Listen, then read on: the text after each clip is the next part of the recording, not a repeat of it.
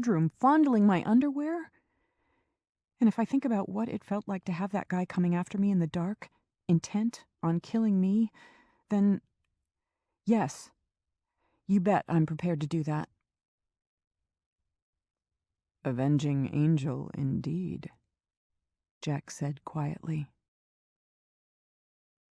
Chapter 50.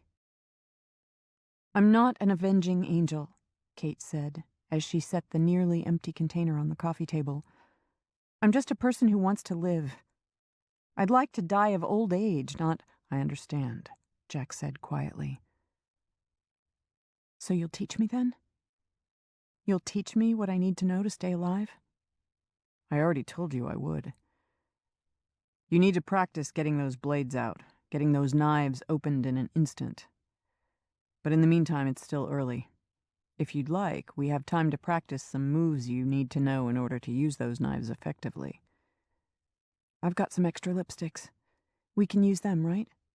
Perfect, Jack said. Kate got up and went to her suitcase to retrieve several tubes of lipstick while Jack pulled something out of his own suitcase and handed it to her. Keep this with you, along with those knives. She looked at what he put into her hand. A little flashlight? It's less common to be attacked in broad daylight. It can happen, but predators prefer the cover of darkness. This may be little, but it's a damned expensive little flashlight. It turns on with a push of the button on the end and puts out a high-intensity beam. Turn it on suddenly in the dark, and you can light blind an assailant. Blinding someone, even if it's only with light, gives you an advantage. If you're inside, say it's night and you're in bed, you wake up to the sound of someone coming into your bedroom. Grab your gun, turn on this flashlight, lay it on the bed pointing toward the door, and then roll off to the side and take aim. The light will draw his attention, and it will be so bright he won't be able to see where you are in the room. The surprise of bright light like this will make a person freeze for an instant. In that instant, they are the one on the X. Pull the trigger. Don't give them the opportunity to make a move toward you. You might only get one shot. Take it. Kate nodded as she stuck the flashlight in a back pocket. She opened 2 tubes of lipstick and held them the way she would the small knives. Okay. What do you want me to do? Well, the first thing that you need to keep in mind is your goal. You want to put the guy down as quickly as possible, and in a way that he doesn't ever get up again. Sounds obvious, but most people who get in a knife fight are running on adrenaline and frantically thrashing and slashing. They can certainly kill you that way, but unless they get you down and really go at stabbing you, they oftentimes end up inflicting a number of wounds that may be serious but aren't necessarily life-threatening, as long as you get away from them in time. Unless they're practiced killers, they will often try to fight with brawn, like the guy you fought, even with a knife. You can't afford to fight like that. You don't have the strength they will have, and you can't afford to slash it out with them. A big guy can take more injuries than you can. If they have a gun, you need to deal with it immediately. If they have a knife, that's a different kind of problem, and you may have to deal with that in a different way. If they want to grab you like that guy outside AJ's house was trying to do, you can't afford to let him get in a blow or to get you on the ground, where he will be in charge of what happens, because it won't be pleasant. Don't forget, your friend Wilma was killed with one punch. Even if it doesn't kill you, or do a lot of damage, it could knock you out, or knock you senseless, and then you're at his mercy. You want to fight in much the same way you did, the way you trained. You're doing the same things, going for vulnerable spots, but with a blade. You need to always keep in mind what it is you need to do. It sounds obvious, but it's hard to remember in a lethal encounter. You need to keep your targets in mind. He touched both sides of his throat. The carotid artery is probably the fastest way to put a person down, and it's lethal. Kate grasped the lipstick tubes as if they were knives. I guess I know what you mean. It's like going to the grocery store. You don't walk around and randomly pick out things and throw them in the cart. You have a list of the things you need. Think of it that way. You have a list of targets on the guy that you want to cut. And just like when you're in the grocery store, If you see something along the way that's not on your list but it's useful, take the opportunity when it presents itself. Make the hit hard and fast so you can then go back to the kill zones. Keep uppermost in your mind that cutting him isn't necessarily the goal. To stop him, you want to bleed him to death, so you want to slice big arteries. If you need to, at least disable him. Slice tendons at the inside crook of his elbow and his arm will be useless. Make a quick jab into his eyes, then you can get in and sever an artery. Jack unbuttoned his shirt. "I don't want lipstick on my white shirt," he said as he pulled it out of his pants and tossed it on his bed. Kate hadn't been expecting that, and the sight momentarily stopped her. It was distracting, to say the least.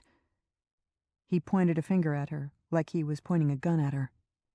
Before he could tell her what he wanted her to do, she knocked his gun hand off to the side with the back of her left fist and immediately slashed down the inside of his wrist with the lipstick in her right hand. As he leaned toward his gun hand the way an assailant in real life would have, Kate immediately thrust a hand in toward his throat, aiming for the jugular. He blocked and trapped her arm under his. He spun around and slammed his back into her before she had time to react, and swept a leg around, taking her feet out from under her. Kate blinked up at him. He had her pinned with a knee in her abdomen. "Pretty good," he said. "You disabled my gun hand by cutting the tendons. Unfortunately, I could have just killed you in about 6 different ways." "How did you do that?" Kate asked up at him. He stood up and extended a hand down to help her up. "Because in trying to use the knives, you were forgetting what you know. You were trying to fight in a different way. You need to remember to fight the way you know." "What do you mean I'm forgetting what I know?" Kate asked when she was on her feet again. "When you slashed the wrist of my gun hand, what did I do?" "You flinched back, and I wasn't flinching back. I was getting fighting distance to disadvantage you. You have shorter arms. I was making you stretch to go for my throat. That let me capture your extended arm because you weren't controlling me. By gaining distance, I was controlling you." Angry at herself, Kate made a face. "You're right. I know better." "Then do better. Here I come again." Jack lunged at her to capture her in his arms. She slashed his abdomen, then, as he looked down at what she had done, she drove the lipstick knife up under his chin and pulled it down, leaving a nice red trail down his neck. Jack smiled. "Good. That was good." Again. This time, when he lunged at her, she wasn't exactly sure how he did it, but he slipped around her and held her up against him with one arm around her middle and his finger at her throat, as if holding a knife. Kate didn't move. She really didn't want to move. She found him distracting to the point that she could feel her face turning red. "Don't be embarrassed," he said at seeing her red face.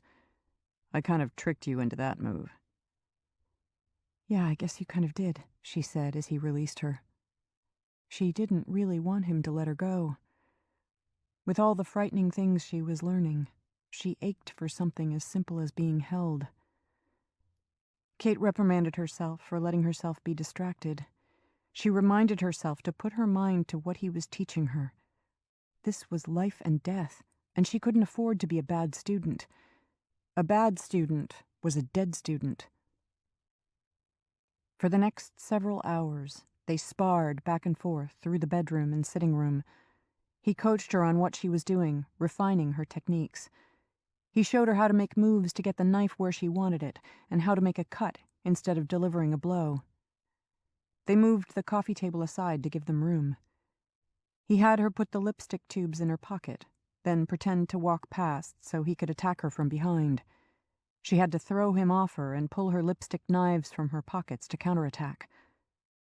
At one point, he had her lie in bed as if she were asleep, leaving her knives on a side chair to simulate them being with her clothes.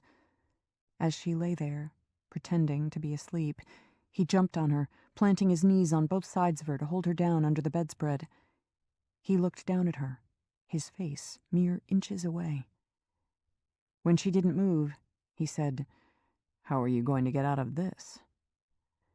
"Well, I could show you, but I think you'd be sorry. Okay, I get the point, Jack smiled. But I'm afraid that your legs are trapped under the blanket. Try it. She did.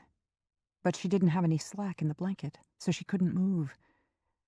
You can't use your knee the way you would like. You don't have your knives on you. What are you going to do? Kate momentarily gave thought to kissing him. That would certainly surprise the hell out of him. She thought better of it, though, and instead elbowed the inside of his arm at a pressure point to make his arm fold. When he lost his balance, she was able to flip him on his back, reversing their positions. She simulated strikes to his face and throat with her elbow, then dove for her knives. As he threw himself on her, she marked his carotid artery with a nice red lipstick stripe. He praised her moves, which pleased her, then had her start again with another scenario. Over and over he attacked her, and she tried to cut him in a lethal way. Before it was over, they were both sweating. Strings of hair stuck to her face as she panted. Jack went to the thermostat and turned it down. "I guess I should have thought of this before," he said, as he too panted. "You're hard to kill," Kate said. That made him laugh. She liked his laugh. She remembered AJ saying how much she liked his laugh. "How about we call it a night? I'd like to take a shower." "Me too," Kate said, still catching her breath. "Tomorrow is Sunday. We have all day to practice." Monday was John's funeral. "Only if you promise to be harder on me tomorrow. I think you were holding back tonight." Jack only smiled. He gestured toward the bigger bathroom. "You take that one. I'm pretty tired. I'm going to take a shower and get some sleep." Kate offered him a smile. "Sounds good." By the time Kate finally finished showering, washing and then drying her hair, and putting on a nightgown, all the lights in the bedroom were off. The room finally felt nice and cool. Only the other bathroom light was on, and the door was mostly closed to provide enough light not to fall over furniture. She saw that most of the burner phones had been taken out of their packages. They were lined up on the nightstand between the beds. Jack was sitting on the edge of the bed, programming numbers into one of them. He looked up when she came out. "You'll have to put all the numbers you need in a few of these. You're going to have to get rid of your cell phone." Kate remembered him explaining how he had hacked AJ's phone. She hated to have to get rid of her phone, but she understood the necessity. She supposed that as long as she could make calls, that was all that really mattered. She could give people at work a new number. She could see him looking at her in the near darkness. If he wanted to say something, he must have thought better of it. He had his shirt off, and the lipstick was all washed off. He wasn't sweaty anymore. As Kate crawled under the covers, out of the corner of her eye she saw him take a blue pill off the nightstand and swallow it with a drink of water. Kate knew that it was one of the Valium he took so he could sleep. That thought made her feel profoundly sad. What kind of world must he have to endure? What kinds of things must he have seen? How many people had he tried to help who only ended up being murdered because they wouldn't listen to him? How could he stand knowing what was coming for them and have them ignore him? Kate lay awake, listening to him breathe. She was having trouble sleeping herself. The mock battle had her keyed up. Within 30 minutes, she could hear his even breathing as sleep took him. She slipped out of bed and sat on the edge of his bed. Looking down at him, asleep, she thought that he was the most perfect man she had ever met. She had never had the kinds of feelings for anyone she was having for him. But she knew, too, that the things he had seen, the things he had been involved with, made him put a defensive wall up around himself. She knew he was reluctant to let himself get any closer to her. It was his barrier against any more pain. She kissed the end of her finger and then touched it lightly to his forehead. "No bad dreams tonight," she whispered. Just good dreams. She crawled back into her bed, lying on her side, watching his even breathing, until she fell asleep. Chapter 51. Kate idly smoothed the fabric of her black dress against her leg as she sat in the front row of the service while a minister spoke of God's plan and the eternal peace awaiting John. She wasn't really listening to him talk passionately of a mindless tragedy that had taken a gentle soul.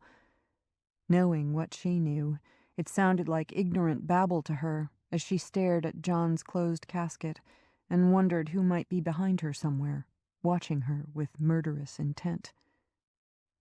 Jack was somewhere behind her, too, watching her back. She felt better knowing that he was there, protecting her while she took care of John's final journey. John had liked going to the cemetery to visit the graves of their parents. Now he would be laid to rest beside them. Kate didn't really think that a stranger, a killer, would be among the gathering of people from the Clarkson Center where John had worked. She couldn't recall all of their names, but she recognized their faces. Since she knew all of her co-workers from KDEX who were there in attendance, a stranger would have stood out in the silent audience. It was not a likely place for an ambush. What worried her was what would be a good place for an ambush. For all she knew, there could be a killer with a rifle set up in a distant building, waiting for her to walk out of the mortuary so he could drop her with a single shot. He wouldn't need to cut out her eyes for proof. Such a murder would make the news, and he would have all the proof he needed to collect his reward. As she stared at the dead-looking bronze medal of the casket, she knew that somewhere there were preparations being made for AJ's funeral, along with those of her husband and son. It was hard to believe that AJ was gone. Kate wished so much that she had had the chance to talk about Jack with her, to have her meet Jack, to listen to her laugh or make a wisecrack. AJ had died because she knew John and Kate. She had been an inconvenience for the hunters, and so she had been murdered. Events were moving so fast that it didn't seem like Kate's emotions could keep up. She knew, though, that she couldn't let herself dwell in that sorrow, or she might not see what was coming for her. Kate's shoulders were a little sore from knife training the day before. It had been a long day of practice in their motel room.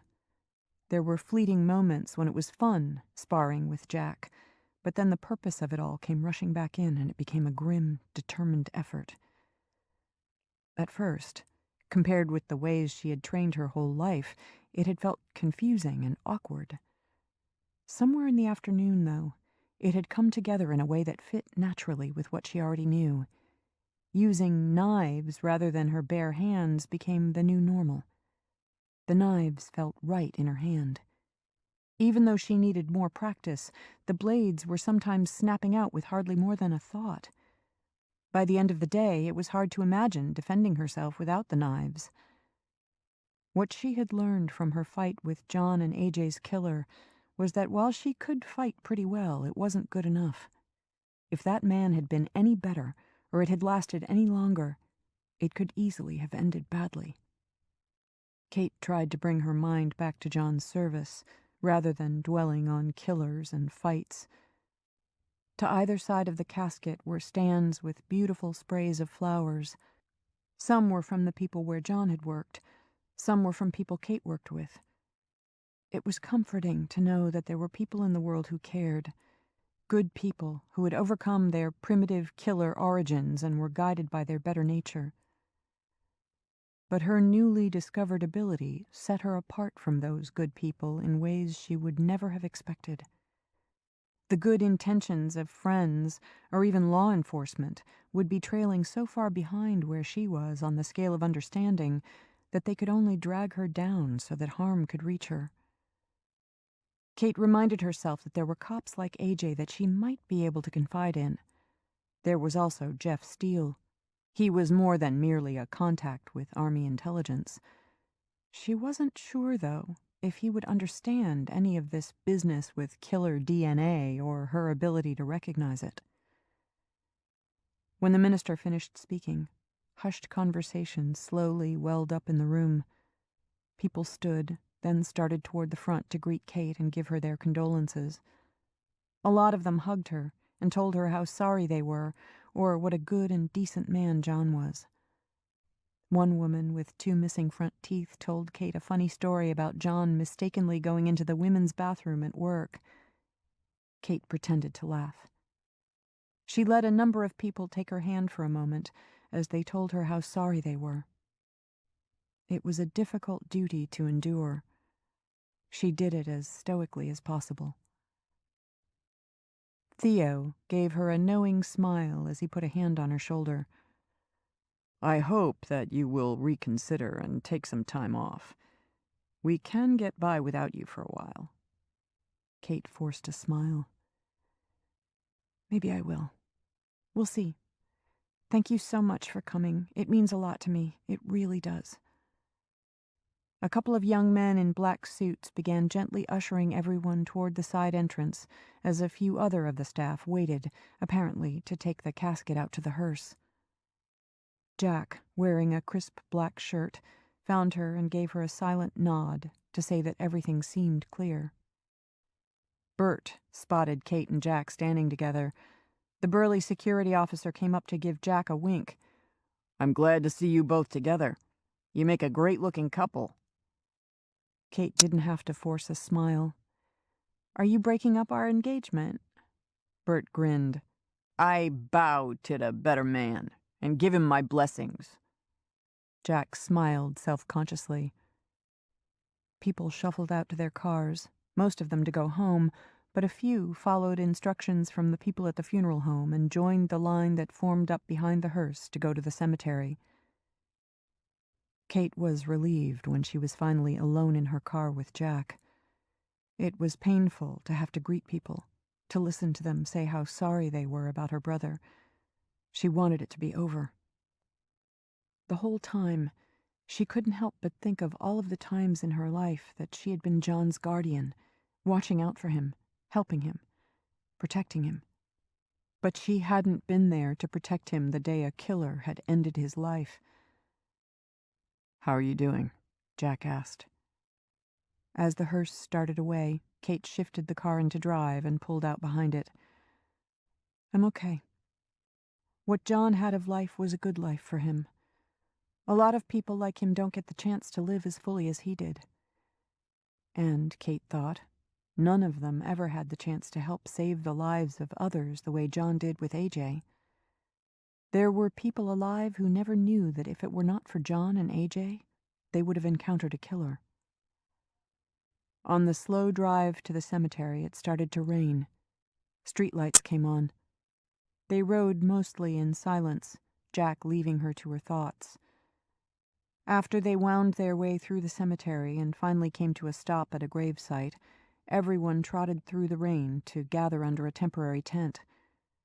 John's casket was placed on a stand beside the place where it would be buried. People huddled around as the minister said a final prayer. Kate didn't really hear him. She was thinking about things all the people gathered around would never be able to imagine. Kate remembered her last phone call with John. He had said that he went to take flowers to their parents' grave, and someone had been watching him. Now, she knew he had been right. She continually scanned the cemetery, looking for anything suspicious, anything threatening. Jack, standing silently beside her, did the same. Other people visited graves, but no one looked their way. Kate saw an older woman weeping, holding a white handkerchief to her mouth, as a man comforted her with an arm around her shoulders. When the brief ceremony was finished, and people began to hurry to their cars to get out of the rain, Kate, instead, went to stand for a time over the graves of her parents, there beside where John was to be laid to rest. It struck Kate how ironic it was that she was standing in a graveyard, wondering if someone wanting to kill her was watching, waiting for his chance to end her life. The tension of it all was getting to her. She wanted the whole thing to end, but she knew that it never would. After the brief service at the cemetery, the remaining people went to a reception hall for a simple buffet. They had meats and cheeses, along with bread if you wanted to make a sandwich. The atmosphere was considerably less grim and more light-hearted. People talked and laughed a little as they ate finger food. The reception hall was on a busy street. Through the front windows, Kate could see a gas station and convenience store not far away on the other side of the street. The streets were busy with cars. The rain slowed everyone down, making it seem even more crowded. There were apartment buildings across the street. People were continually going in and out of the parking lot. When the gathering ended and she and Jack finally left and went to the car, Kate couldn't help thinking of what a hopeless task it was to know if any of the people she could see were hunting her. For all she knew, the man putting gas into a gray minivan who looked over his shoulder at her could be simply curious, or he could be stalking her. A car pulled in the lot across the street and the engine and lights were turned off, but no one got out. Because of the rain, she couldn't tell if there was someone sitting inside talking, or if they were waiting for someone, or if they were watching her. It was an uncomfortable feeling, not knowing if a killer was watching, waiting for an opportunity to strike. Chapter 52. "So, what do you want to do now?" Jack asked, as she pulled out onto the busy 4-lane street. Kate looked over at him. "What do you mean?" He shrugged. "You took today off work for the funeral. Are you going to go back to work tomorrow? Or are you going to take some time off?" Kate thought for a moment. "I suppose I'll just go back to work. But I'm nervous about going home. I guess that for right now I'd feel better staying at a motel.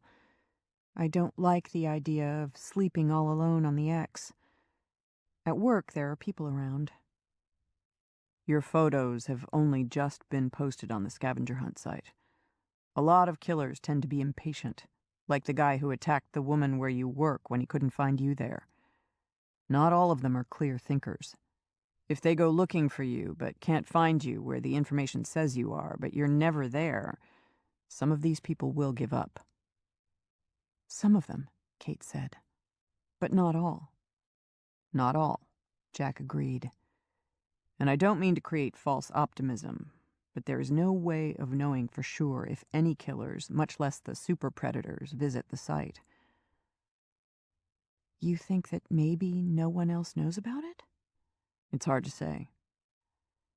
Considering how many negative reviews were posted by visitors to the scavenger hunt site, that would indicate that a number of people go there." "Yes," Jack said. "But there is a difference between writing a bad review to earn a few bucks and be part of a hate campaign, and being willing to murder." "Staying away from my house is one thing, but I don't know if I can take time off work right now," she said. "I was out of town for 3 weeks, and I have a lot of cases pending." "Can't you give them to someone else?" "Sure, I suppose. But I would need to make arrangements for that kind of thing, give people briefings." Even though he didn't answer, she could almost hear him asking if it was worth her life. But he remained silent. The windshield wipers slapped back and forth in an effort to keep up with the spray from the pickup in front of her. Kate finally tired of following the lights and spray of other cars crowding the 4-lane road, so she turned off on a side street to take a different route toward the motel. "So you think we should stay at the motel for a while?" "At the minimum," Jack said. "What would be more than a minimum?" "Why don't you come with me to New York? Take a vacation. It will give you a breather." Kate turned down a deserted street that she wasn't familiar with, but that headed in the general direction she wanted to go. She noticed that a car some distance behind took the same turn. "How long do you think you will be in New York?" "I don't know," he said. "I need to see my editor, Shannon Blair. Maybe meet with the publicity department. I suppose that I only need to be there for a day or two, but we could spend as much time there as we want. See the sights. Maybe go for a ride up or down the coast without having to worry about who might be following us. Kate looked over. Did you see that car that turned with us? Jack nodded. I saw it get in our lane a few cars back, and then make the turn behind us. Kate made another turn, into a junky industrial area with chain-link fences protecting rusting car parts, stacks of railroad ties, and piles covered with blue tarps. It was late in the evening, and anyone who worked in the area had gone home. At intersections, Kate could see lights in small houses several blocks off to the side, but there was no one on the street. The car behind them made the same turn she did, but was going slower so that the gap between them grew. One car passed them, going in the other direction, but other than that, Kate didn't see anyone.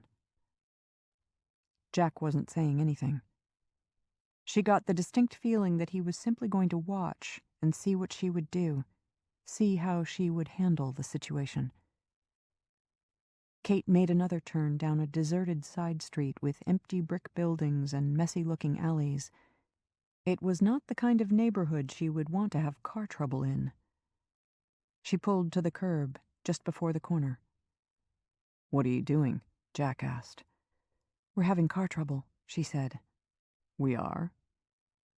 In the distance, in the rearview mirror, Kate saw the lights of the car make the turn behind them. It was still some distance away. She reached under the dash to pop the hood. "Now what are you doing?" Jack asked. "I'm taking care of the situation." "Wouldn't you rather I handle this?" Kate thought about her brother. She thought about the man who had tried to kill her after he had just slaughtered AJ and her family. No. Kate swung her door open and stepped out into the rain. Jack ducked down to look out at her as she stood. "There could be a killer in that car." "I know." "So what are you planning to do about it?" Kate rested a forearm on the window frame as she leaned down to look into the car. "He's the one on the X. He's already dead. I just need to go tell him." She shut the car door and then opened the hood, watching the car slowing as it came up behind them. The rain made a dull drumming noise as it beat down on the roof of the car. Kate felt like her heart had come up in her throat as the car pulled over a little, stopping behind her car. She waved an arm to get the driver's attention. She heard the driver's window roll down. She felt like she was watching herself in a dream. "Need some help?" came a muffled voice. Kate was moving toward the car before she even realized it. She picked up speed, wanting to get to him before he had a chance to get out. She reached the driver's door. When the door opened, she clicked on the flashlight, illuminating the driver's face. She was standing right over him. She didn't intend to give him a chance to get up. His right hand came up to shield his eyes, but before it did, she saw those eyes, and saw what was in them. It wasn't murder. It wasn't anything. He was just a guy in a sleeveless shirt. He looked mean enough and had tattoos on his meaty shoulders, but he didn't have murder in his eyes. Kate froze. She had the flashlight in one hand and a knife in the other, an instant away from cutting his throat. "Sorry," she said. "Sorry, it's all right." The heavy-set man made a face. "Do you need help? I saw you put the hood up. This isn't a neighborhood you would want to break down in." "It's nothing," Kate said, her adrenaline still making her heart pound. "I just needed to check the fan belt, I thought. But it's fine. It's all right." "You sure? You aren't stranded there?" "No," Kate said, shaking her head to assure him. "I just stopped to check, that's all. Thank you for stopping, but I'm fine, thank you." The driver heaved a sigh and slammed his door shut. "If I were you, I'd get out of here and check your car at a gas station or something." "That's a good idea," Kate said. "I'll do that. Thank you." Her own voice sounded foolish to her. The guy pulled away, leaving her standing there in the rain. She folded the blade of the knife and clipped it back inside the pocket of her dress as he disappeared down the street. The thin material of the dress was soaking wet. She was freezing cold. Kate went around to the front of her car, angry at herself for letting her imagination get the best of her. She felt weak at how close she had come to killing an innocent person. She felt foolish. She could see the dark shape of Jack sitting in the car. She wondered what he was going to think of her. As she slammed the hood of her car and turned, she saw the nose of a car just around the far side of the building at the corner. The car hadn't been there when she had stopped. At least, she didn't remember it being there. Almost at the same time she saw the car, she saw the silhouette of a big man. With all the black shapes of buildings and poles and fences and piles of junk, the dark form blended in and was almost impossible to see. Kate's world spun around when he backhanded her. She landed in the wet street, stunned by the shock of pain. She gathered her wits as she sprang to her feet. The passenger door flew open, and Jack was out of the car. The figure fired off 3 shots at him. The sound of the gunfire made her flinch. Kate saw Jack roll off to the side. When the man swung back around, pointing the gun at Kate, the light from a distant street lamp caught him just right, and she saw his eyes. The sight of those eyes shot icy fear through her veins. "Kate Bishop," he said. "What a payday this is going." Before he could get another word out, Kate backhanded his gun hand with her left fist. She would have tried to slash the inside of his wrist holding the gun, but the force of her blow had surprised him enough to knock the gun from his hand. It went skittering across the wet pavement. Before he could do anything, before he could recover from the surprise of losing his gun, before Kate could even look to see if Jack was dead or alive, in a crystal-clear instant, she saw her target. It was as if time froze, giving her that instant of clarity she needed. In one clean thrust, she caught the side of his neck, and with all her strength, she yanked the blade back, cutting through muscle and tendon. She had cut him so deep that, in addition to severing his carotid artery, it partially cut open his windpipe. His breath coming out of that gash in his windpipe sprayed the blood pumping out of his artery. It made a horrible sound as he sucked in a breath through the wound. Before his hands could make it to his throat, she struck with her left hand and cut the carotid artery on his right side. As dark as it was, she could still see blood pumping out in spurts and going everywhere. She could smell it. The big man dropped to his knees, trying to speak but unable to because of the opening in his windpipe. He fell to his side, his arms flopping out onto the pavement. Kate, too, fell to her knees. She let out a cry of anguish, and then Jack was lifting her up. "It's all right. You're okay." Kate let out another cry as she fell into his arms. He hugged her tight, whispering to her that it was okay, that she was fine. It was a moment before she could speak. "Are you okay? Were you hit? I was so afraid that he shot you." Jack put a hand to the back of her head and pressed her to his shoulder. "No, he missed. Remember what I told you?" She sucked back a sob of terror. "That it's hard to hit a moving target?" "That's right," he said with a smile as he held her away and looked into her eyes.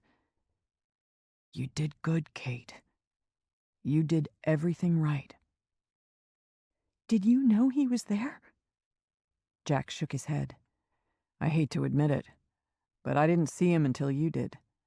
It was over before I could get out of the car and make it to you. By then, you had already handled it." Kate nodded, overwhelmed by a flood of emotions. Terror, surprise, and a rush of triumphant joy that she and Jack were alive and unhurt. "Go wait in the car," Jack said, as he bent down beside the guy, immediately starting to go through his pockets, taking his phone, wallet, and anything else he could find. "Are we going to call the police?" "Hell no, we're not going to call the police." He looked around briefly. "There aren't likely to be any cameras in this area, but even if there are, they won't show much in the rain. The last thing you need is to get tangled up in this. How would that help? The guy was trying to kill you. You defended yourself. End of story. I guess you're right. Her instinct was to call the authorities, but she knew Jack was right. Go on, wait in the car, he said. I'll be right there. Kate nodded, but she didn't move. She didn't want to leave Jack there alone. Maybe she didn't want to be alone herself. Jack finished and ushered her to the passenger side of the car. He held her arm as he sat her down, and then he shut the door. When he got in, he started the engine, then looked over at her. Kate, you need to be clear about this. I know that individual cops would be happy that you put down a killer, but their political bosses don't care about your life as much as their careers. You could prove your innocence this time, but if it happens again, they will call it vigilantism. They will say that you were looking for these people so you can take the law into your own hands, as if your life is less important than their notion of law and order. Do you understand what I'm telling you? Kate was finally gathering her wits. It's hard for me to think of things that way, but I understand. My life depends on me now, not the law. He put a hand over hers. It's hard. I know. You did the right thing. You defended your life. That's all that matters. Kate turned the rearview mirror and looked at herself. She saw the eyes of a killer looking back. Not the eyes of a murderer like the man she had just killed, but eyes like Mike's had been. Eyes like Jack's were. It was so strange to see that look in her eyes looking back at her that she had trouble recognizing herself. Her hair was wet and matted. She saw that blood was running down her chin from where the guy had clobbered her. It made her angry at herself that he had managed to get in those 3 shots. He could have killed Jack. He could have shot her. She needed to be faster the next time, or she might not be so lucky. But she had survived, and he was the one who was dead. That was what mattered. He knew my name, Kate said. He said my name, and that this was going to be his big payday. Like you said, you intended to put him on the X. You succeeded, Jack said. He must have followed us. I didn't even realize it until I saw his car parked on the other side of that building. He knew my name, Kate said again with emphasis. I know, Jack said as he pulled away from the curb, taking care to drive around the corpse. He undoubtedly knew it from the scavenger hunt site. Kate picked up her phone from the center console, unlocked it, and pressed a speed dial number. She pointed, directing Jack to take the next left. She wiped her nose with the back of her hand as she listened to the phone ring. "Hello?" a man's voice said. "Theo? It's me, Kate." "Kate? Are you all right? You sound... I don't know. Are you all right?" "Yes, I'm fine. It's just that it's been an emotional day for me with the funeral and all." "I understand. You gave John a beautiful ceremony." Kate put her elbow on the armrest and rubbed her fingertips on her forehead as she held the phone up to her ear. "Listen, Theo, if you think you could do without me for a little while, I think I'd like to take your advice and take some time off." "Of course," he said immediately. "All the time you need, Kate." He thought for a moment. "Have you ever taken a vacation?" "No," she said, trying her best to control her voice. "Then you have one coming. Take all the time you need." "Thanks, Theo. You're the best. I'll be in touch." "Okay. Please take care of yourself, and you call me if there's anything I can do for you." "I will. Good night." She sat for a moment after ending the call, staring at her trembling hands. Finally, she looked over at Jack. "Can I come to New York with you?" Jack smiled as he reached over and touched her chin. "Sure." That made Kate smile. Chapter 53. Kate walked at a brisk pace beside Jack, both of them pulling their carry-on bags behind as they made their way through the clots of people in the sprawling airport. They were both dressed casually. They had to alter their course constantly, weaving among people crowding into gates, walking slowly, looking in store windows, or not paying any attention to where they were going. For midweek, O'Hare was unusually busy. Terminal 5, post-security, was as elegant a shopping experience as just about anywhere in the city. The wood and glass design elements of retail spaces were graceful and modern. It was a strange juxtaposition to see some disheveled flyers in flip-flops shuffling past such stylish shops. Kate never looked forward to flying. It was time-consuming and wearying to have to deal with the bureaucracy and all the security restrictions and regulations that seemed to grow day by day. But this time she felt better about it, because at least they were getting out of Chicago and away from where people were actively hunting her. They were getting off the X. More than that, though, she couldn't help feeling good to be going with Jack. It was going to be a needed respite from the duties of her job and a chance to decompress from the terrible grief over the deaths of John and AJ's family. Kate wasn't carrying the small knives Jack had given her. She felt naked and vulnerable without them. She had never felt that way before. But, of course, no one had been trying to kill her before. At least, not that she knew about. Now, her photos and personal information were posted on the darknet. There was a reward for her life. She was relieved to be leaving town for a while to vanish into New York City, where no one would know her. They had both put their knives in their checked baggage.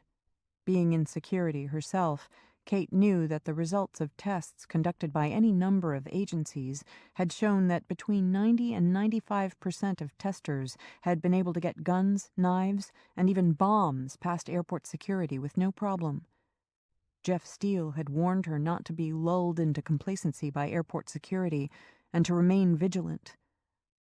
Security was mostly a show for the public to make them feel safe, to make them feel like the government was protecting them when it really wasn't. Most people believed in the show and felt safer for it. And to some degree, a show of security did tend to discourage people who meant harm.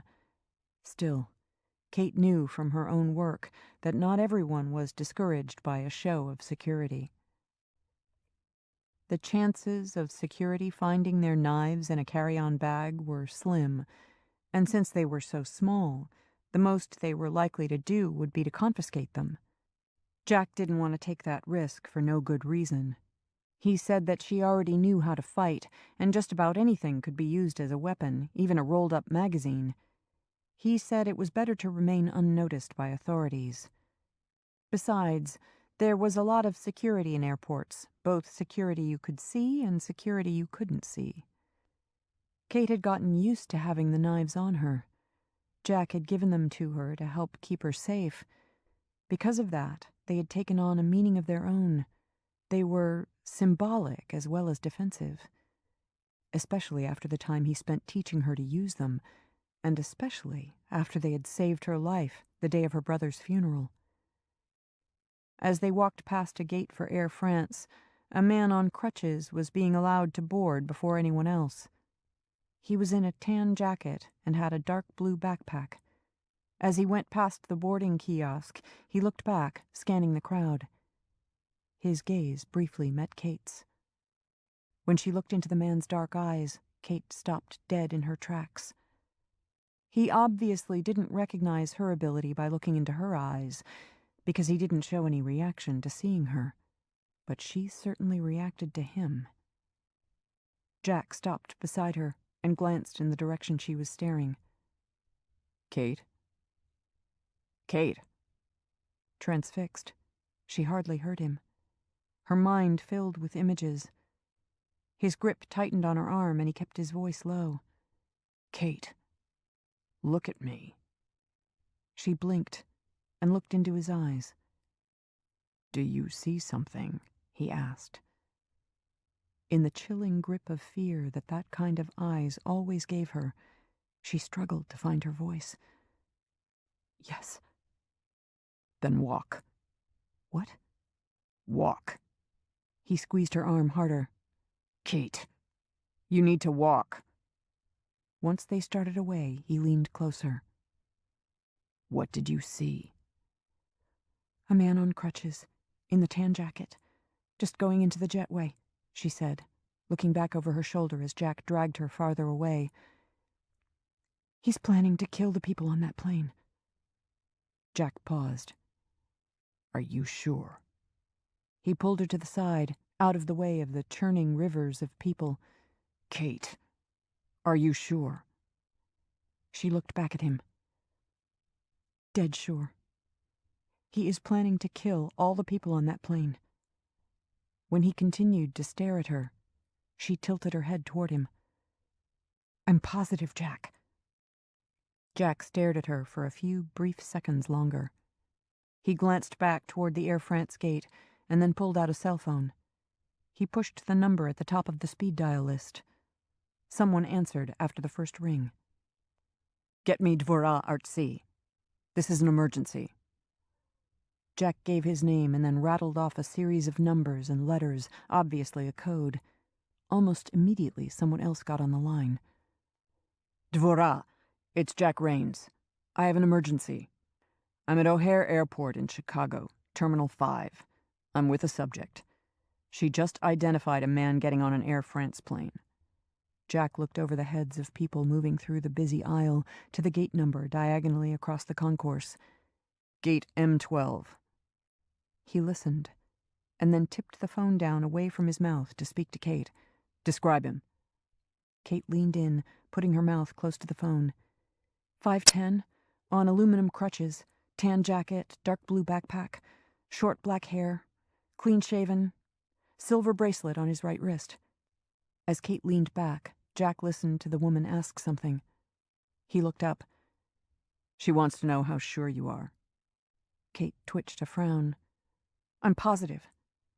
She says she's positive, Jack told the woman on the phone. Kate leaned in to speak into the phone. He has a bomb that was surgically implanted in his abdomen. It doesn't use metal for shrapnel so that it wouldn't be easily detected. He intends to explode it once they are midway over the Atlantic Ocean. Jack's face lost some of its color as he stared at her. He listened to the woman on the phone for a moment and then asked Kate. Anything else? The bomb has a dead man switch. Dvora, did you hear that? He asked the woman on the phone. The bomb has a dead man switch. The voice asked something laced with brief hesitation. Do you remember Jemima? Jack asked. Yes, that's the one. On her very best day, Jemima couldn't begin to be the equal of the subject I'm with right now. There was a pause as Jack listened, and then he said, All right, hurry. He slipped the phone back into his pocket. I'm afraid that we're going to have to catch a later flight to New York. All hell is about to break loose, and the airport is going to be evacuated. Kate looked around. Everything looked so normal. I'm a subject? She asked, without looking at him. Is that what I am to you? A subject? Jack grasped her by the upper arm and turned her back to face him. That's what the Mossad call the people I work with, that's all. They know what I mean when I say it. Kate nodded. It seemed a hollow explanation. You're more than that to me, Kate, he finally said. It's not you. It's just that I can't be. Kate understood. Rita, and who knew how many others before her, had been too painful an experience. Kate vividly remembered him telling her about the videos of her being tortured, of her calling out his name and begging for him to save her, of her dying. He was too afraid of exposing himself to that kind of heartache again, so he had walled himself off. That was why he had told her that he would never have the chance to hear a woman say that she loved him. Two men dressed casually raced up through the terminal, pushing their way through the throngs of people. They looked like any of the ordinary passengers in the airport, except they had chains hanging from their necks with some kind of ID. Kate could tell from their demeanor that they were anything but ordinary. Holding out their IDs, they ran past the two women at the check-in desk without slowing. Both of the women, along with most of the passengers waiting at the gate, looked startled. "I hope they can stop him," Kate said. "Maybe it will be okay." "I hope so," he agreed. Jack's brow drew down as he turned his attention back to her. He looked more than a little agitated. "You said that man has a bomb. What makes you think he has a bomb?" Kate blinked at the question. "Because he does." "You said it was surgically implanted in his abdomen. How in the world could you possibly know that?" Kate's brow tightened. "You're the expert." Kate was concerned by how upset he had become. "You tell me." "You could tell by his eyes that he was a killer?" "Yes." Jack held a finger up, as if for emphasis. "Okay. You saw in his eyes that he is a killer, I get that. But what could possibly make you think he has a bomb?" Kate wasn't sure what he was getting at, what was upsetting him. "By looking in his eyes. I just know. It's all there." "Knowing a killer by looking into their eyes is one thing," Jack said. "But telling anything else about them, like that they have a bomb, is something else entirely. Have you ever done anything like that before?" "Yes. I picked a couple out of a bunch of photos AJ showed me. I told her they were killers. I told her that the man wasn't very bright and that he had raped a girl and that it was the wife's idea to kill her, but they both took part in the murder. I told her that they used knives." "Did you ever find out if you were correct?" "Yes. AJ told me that when they brought them in, they found out that everything was exactly as I had told her." Jack stared at her briefly. "You can't do that." Kate was alarmed by the concern in his eyes.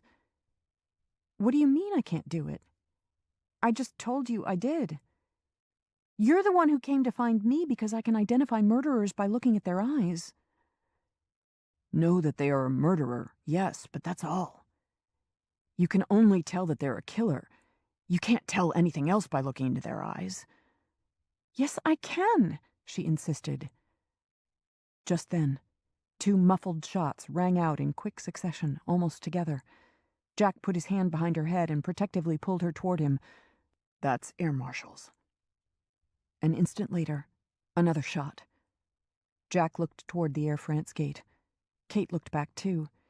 Stewards ran out of the jetway, the pilots and flight crew right on their heels. Before they were clear of the jetway, an explosion ripped a hole the size of a truck in the side of the plane back near the tail. Flying debris from the plane blew out all the windows of the Air France gate and several the next gate over.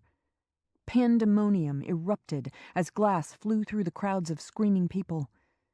A human head, attached to the upper portion of a bloody spinal cord, landed on the rows of blue chairs in the waiting area. Chunks of debris skated and skipped across the floor, knocking a few people down as smoke rolled in through the broken windows.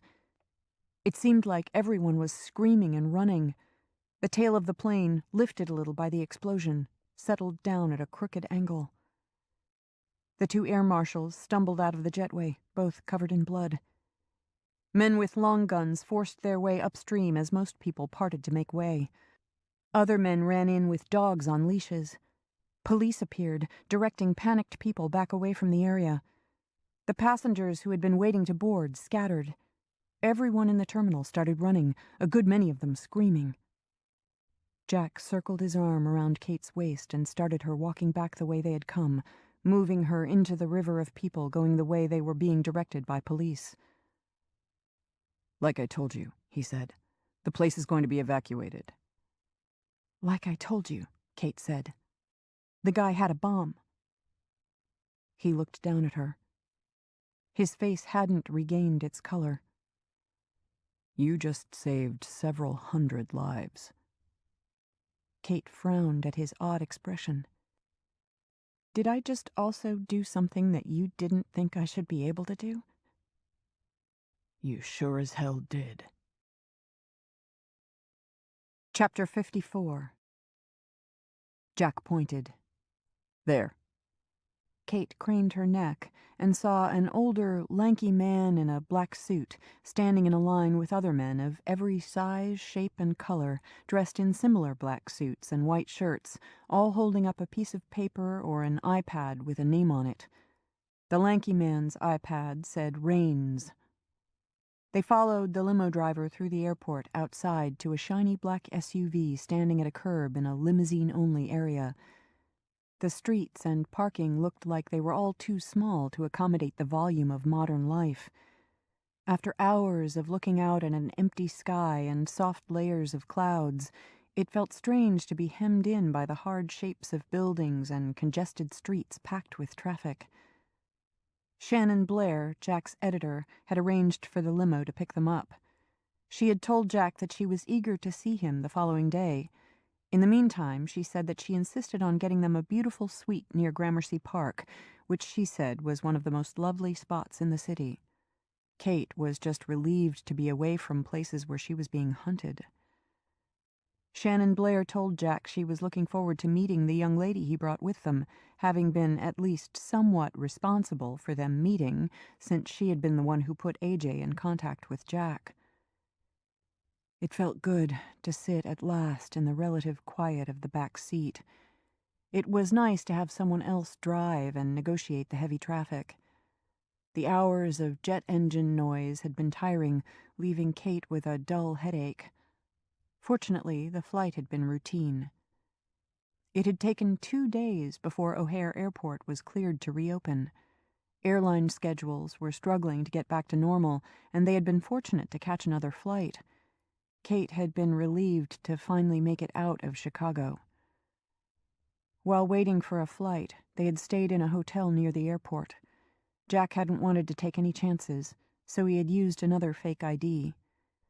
They had killed the time with hours of practice lipstick fights, room service, and a few long conversations. It felt good to talk with him about nothing of any particular importance. The hotel, being near the airport, was noisy. In a way, Kate longed for the quiet of her job at KDEX. It was nerve-wracking, not knowing how long her vacation was going to last. The almost continual news about the bombing at the airport had been filled with inaccuracies. Most of it was the usual careless reporting spiced with speculation, but Kate suspected that some of it was wrong for security reasons. The bomb, for instance, was reported to have been in the bomber's backpack. No mention was ever made of it being surgically implanted in the man's abdomen. Kate had no doubt about that part of it. Jack's contact in the Mossad had confirmed that she was right. They were very interested in this new subject he had located. Jack had promised that one day he would introduce them. Excuses and explanations for the failure in security were continually being given out. Congressmen were outraged. The president spoke on the tragedy. He announced the formation of an investigative committee and called for Congress to act to increase the TSA budget. There was very little actual information in any of the reports. They watched almost no TV after the initial reports. The 2 air marshals were both hospitalized in serious condition. One had lost an eye. Both were expected to live. There were numerous stories about how, because of the placement of the bomb, the plane's hydraulic and electrical systems were compromised in a way that, had the plane been airborne, would have resulted in a crash, killing all on board. Kate knew by what she saw that had it happened in the air, the plane would have lost the entire tail section. Had it happened over the ocean, it was possible that wreckage wouldn't be found, and no one would have known the reason the plane went down. News accounts said that authorities had been alerted by a tip, and that was all that had prevented a horrific tragedy. Kate had trouble reconciling the fact that because of her, that crash had never happened, and all those lives had not been lost. While the whole thing, in a way, didn't seem real, it did help make up for how her ability had turned her life upside down. A lot of good people were still alive. A killer was dead. An Islamic terror group claimed responsibility and promised more such attacks against aircraft. In those promises, Kate saw the inexorable movement of the pendulum. During those 2 days waiting in the hotel to get another flight, Jack had questioned her in detail. Kate had thought that what she had done at the airport, just like what she had done with the photos of the husband and wife killers AJ had shown her, was simply part of the same ability she had to recognize a killer by seeing his eyes. Jack had assured her that it most certainly was not. At least, it was not a part of her ability as far as his experience with others had taught him. He said that what she had done was a complete unknown as far as he was concerned. Kate had no useful answers as to how she did it, except that she just could. When she had looked into the man's eyes, in that instant, she had seen it all in his eyes. She didn't know how, but with that single look, she simply knew. It wasn't something separate, like a scene from a movie streaming into her. It was simply something she knew in totality, like looking out of a window and taking in everything all at once. The only reference to such an ability Jack knew of was in an 11th century text about a monk believed at the time to be a prophet. It was said that he identified murderers and at the same time revealed their crimes. Jack said that it was hard to know how much truth there was in such accounts, since so much of it involved superstition. As their limo made its way through the crowded streets, Kate couldn't help but marvel at the endless, tightly packed buildings. The enormity of the city made Chicago seem like a small town. Even though it was getting dark, the city was awash with light. Windows filled with light rose all around. The city had a distinctive aroma, not unpleasant, but different from any other place she had been. It was rather amazing to see so many people and to know that this was their home, the only home they knew, and that many of them had never seen anything else of America except on TV. In a way, the neighborhoods with stores and traffic and alive with crowds were exciting. They were life. They were civilization. "That's Gramercy Park," the limo driver said over his shoulder. "We will be to your hotel shortly." Off to the left was a beautifully manicured park bordered by a black wrought iron fence. Kate could see a statue standing in a circle in the center of the park. It was surrounded by wide paths and inviting green benches. "Can we go for a walk there?" Kate asked. "It's a private park," Jack said. "People who live around it pay an annual fee to be able to get in. Our hotel's not far from here. They may have a key to allow guests to visit the park. If they do, we'll go there tomorrow, all right?" Kate smiled as she nodded, looking out the window at all the people strolling along the sidewalk outside the wrought iron fence and the green world within. Without thinking about it, Kate took hold of Jack's hand as she gazed out the window at the city going endlessly past outside the limo window. Jack squeezed her hand. For the first time, a vacation was beginning to feel pretty good. Chapter 55. "That's really nice of you, Shannon," Jack said on the phone as they stood near the check-in desk waiting for another couple to finish registering. "No, really, it's all right. I understand. To tell you the truth, we're both pretty tired anyway. It's been a long day. I think we'd both rather get some sleep. Thanks again, Shannon. All right, we will. Yes. See you tomorrow, then. She wanted to take us to a nice place for dinner, Jack said as he returned the phone to his pocket, but she has an appointment she can't break. Kate yawned. Good. Honestly, I wasn't really looking forward to going out to dinner and having to smile. It's already getting late, especially on East Coast time. Jack nodded his agreement. To make up for it, she said she's having a special dinner sent up to our suite. Dinner in our room rather than a knife fight would be nice, Kate said. Jack laughed. The lobby had a lot of white Carrara marble and frosted glass, warmed by the dark wood of the registration area. A young woman in a crisp gray uniform, her dark hair pulled back into a ponytail, took Jack's information. For once, he gave his correct name and ID. The receptionist said that their 2-bedroom suite had already been reserved for 1 week, and it had already been paid for. Kate envisioned flopping down on the bed on her back and letting out a weary sigh. The bellhop brought their bags in from the limo and put them on a cart. Jack let the man lead them up to the 5th floor. The bellhop told them about the hotel restaurant and several others in the area. The suite was less spacious than suites in other cities, but it looked cozy enough. There was a small central sitting area with 2 tufted wingback chairs at a small table near a window, with floor-to-ceiling white sheers and gray drapes. The room was painted a strong but pleasant green. There were framed black and white photos of dancers on the walls. Jack suggested that Kate take the larger of the 2 bedrooms. It had mellow, rose-colored walls, a bright blue velvet headboard, and a red throw on the white bedspread. The bellhop put her suitcase on the stand for her and put Jack's in the other bedroom. After Jack gave the man a tip, they were alone at last. Kate had been in her share of hotels, but this one was different. Spaces were smaller.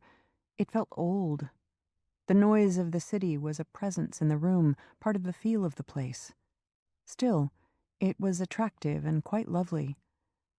Mostly, Kate was tired of being in crowds, so it felt good to be alone. As tired as she was, she hoped Jack didn't want to practice knife fighting. Jack appeared in the doorway to her bedroom. He had one of the phones they had bought at the electronics store. Why don't you keep one of these so that we have a backup with the same numbers? When we go out, we shouldn't leave these in the room. Kate put the phone in the back pocket of her jeans, then took out her 2 knives and clipped one inside each front pocket. She felt better having them on her. Before she had a chance to unpack anything, there was a knock at the door. It was a waiter with a white towel draped over one arm. He pushed a table into the room. It was set with silver-rimmed plates and oval dishes with silver covers. "Compliments of Miss Blair," the man said as he arranged the wingback chairs at the food cart. He lifted the lids, showing them a chicken casserole with baby potatoes around the edge and another serving dish with asparagus. He pointed out sherbet for dessert. He held a hand out toward 2 bottles of water. "Still or sparkling?" Both Jack and Kate said still. "I'm so dry from being on the plane, I think I could drink the whole bottle myself," Kate said. The waiter smiled and bowed slightly. "If the lady would like more, there are extra bottles under the table." He lifted the side of the white tablecloth to show her. He uncorked a bottle of wine and replaced it in the bucket with ice. "Will there be anything else at the moment?" "No, it's more than enough. And it looks delicious," Jack said, handing the man a tip. "Thank you." Once he was gone, the 2 of them flopped down in the wingback chairs, opposite each other at the table. "I wish I was more hungry," Kate said. "Mostly I'm just worn out." Jack agreed. "Some food will give you some energy."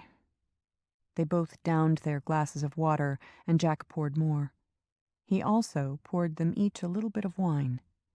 He held up his wine glass in a toast. "To the rest of your life." Kate smiled and tapped his wine glass with hers. She took a sip and sat back. "Are you going to tell your editor everything about your new book? Everything you told me?" Jack shrugged. "I'll tell her as much as I need to in order to make sure she's interested enough. I'd rather have her read the manuscript when I'm done, but she needs a certain amount of information to do her job. Just kind of depends on how it goes. She knows that the central theme is how murder is part of our nature, and that already has her interest. She said that she loved the first book, and they're looking forward to publishing the second."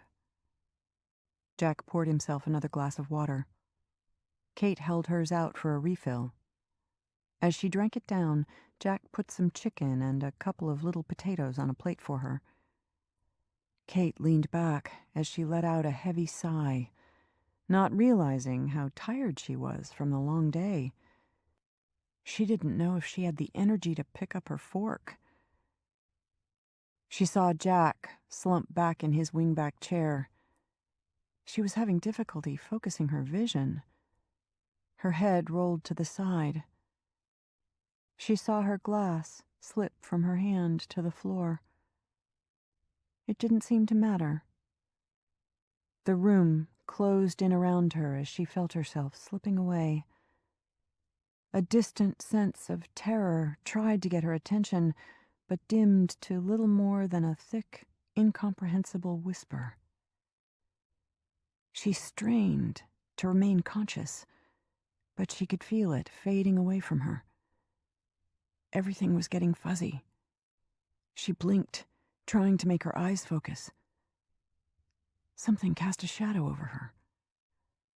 A big hand slipped under her arm, lifting her. She was a rag doll, unable to react. She saw shapes ghosting into the room. "Good evening," a gravelly voice said into her ear. "I'm Victor. My, but you're a pretty one. You're going to be the perfect star for my next show." As her eyes rolled back, she briefly saw his eyes. They were the ice-cold eyes of a killer. Kate's world evaporated into nothingness. Chapter 56. Kate became dimly aware of light. Nothing made sense. A shadow passed over her. Her mind felt as if it were immersed in a deep, thick darkness. She made an effort to force herself to think. It didn't produce much of anything, other than that she recognized the taste of blood in her mouth. Someone slapped her. It was hard enough to nearly knock her over. The shock of pain startled her. Her immediate reaction was to yell at them to stop it, but no yell would come out.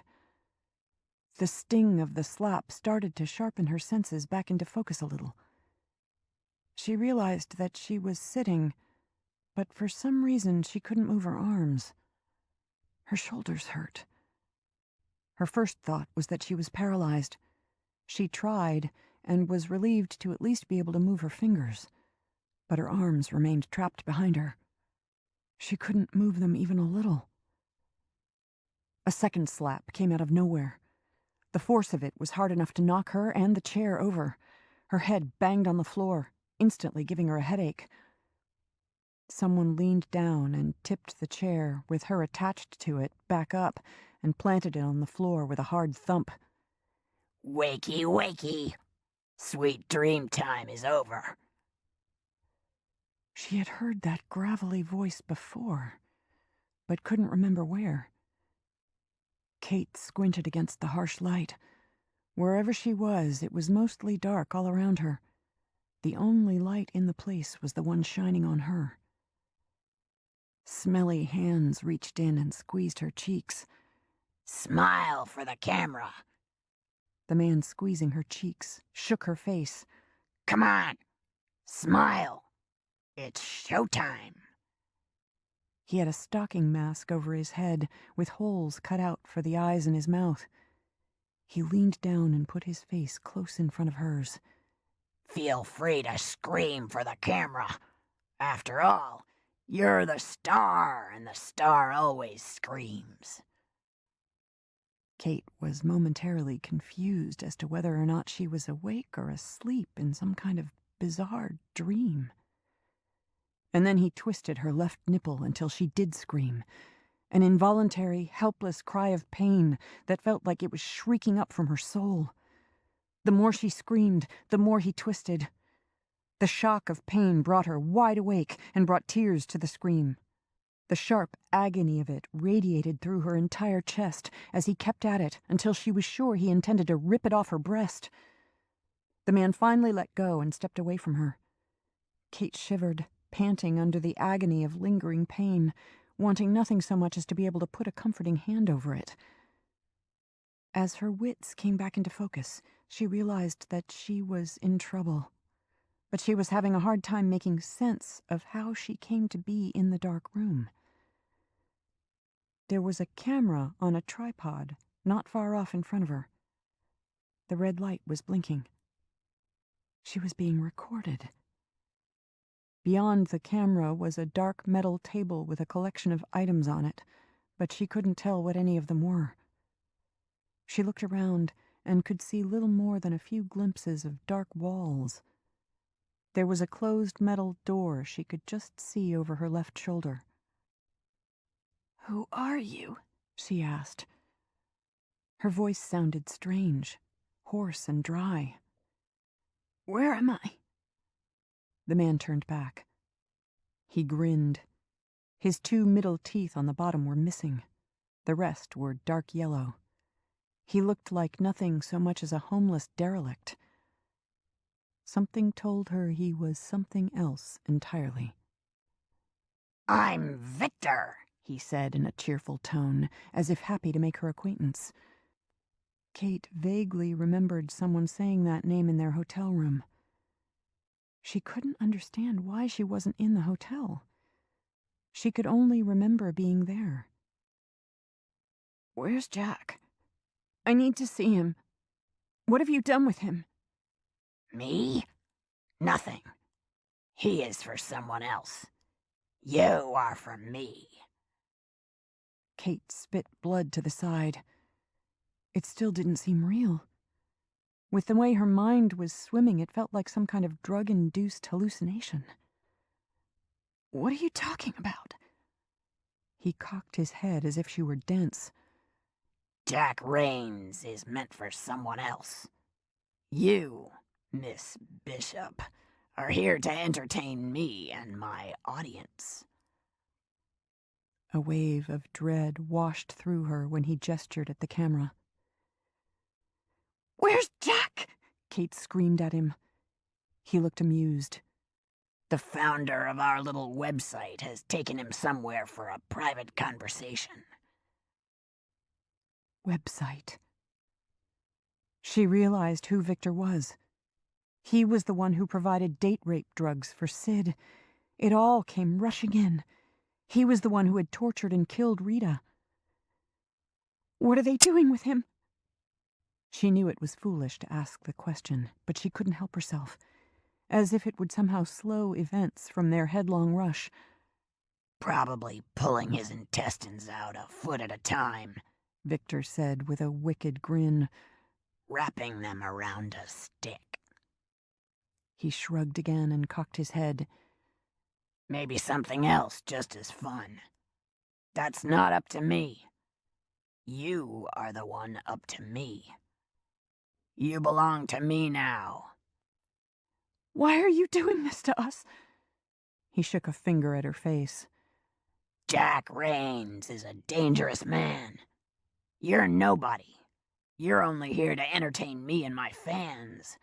But Jack Raines has outlived his usefulness. "What usefulness?" she asked as Victor started toward the camera. He turned back and smiled. He thinks he's so smart. But he has been finding those like you for us without even knowing it. He cocked his head to the side. He finds them just like he found you and your brother, and those before. He finds them. We snatch them. Kate suddenly understood. It all came into sharp resolution as all the connections registered. Now that she was more awake, she tried again to move, but she was helplessly restrained. Kate remembered AJ's stories of killers and what they had done to their captives. She remembered AJ lying there on the floor with duct tape wrapped around her head, blinding her. Kate's frantic sense of panic at being so helpless, at what was to come, began to build. As Victor turned back toward the camera, she remembered what the Sifu had said to her that day. If you are attacked, it is because they have the advantage. For you, they will always be bigger, stronger. No one is going to help you, so don't expect any. You must do everything you can with the bad intention of hurting your enemy. She didn't see how she could do that. It seemed like meaningless words. She knew, though, that if she wanted to live, if she was going to help Jack, then her only chance was to think. No one was going to come to help her. She looked around again, trying to take everything in, trying to find something helpful. Her vision was still a bit blurred, but starting to clear. It felt like someone was pushing on her eyeballs. She knew that her arms were tightly bound behind her. By the way her skin pulled, they were probably wrapped with duct tape. It felt like that tape must be wound around the back of the chair. When she had been drugged and limp, Victor had an easy time of restraining her just the way he wanted. Victor suddenly returned with a pair of pliers. He put a grimy hand on her head and tilted it back. She tried to twist her face away from him. "What are you doing? Stop it!" I'm going to have to take out your teeth. Take out her teeth? It sounded insane.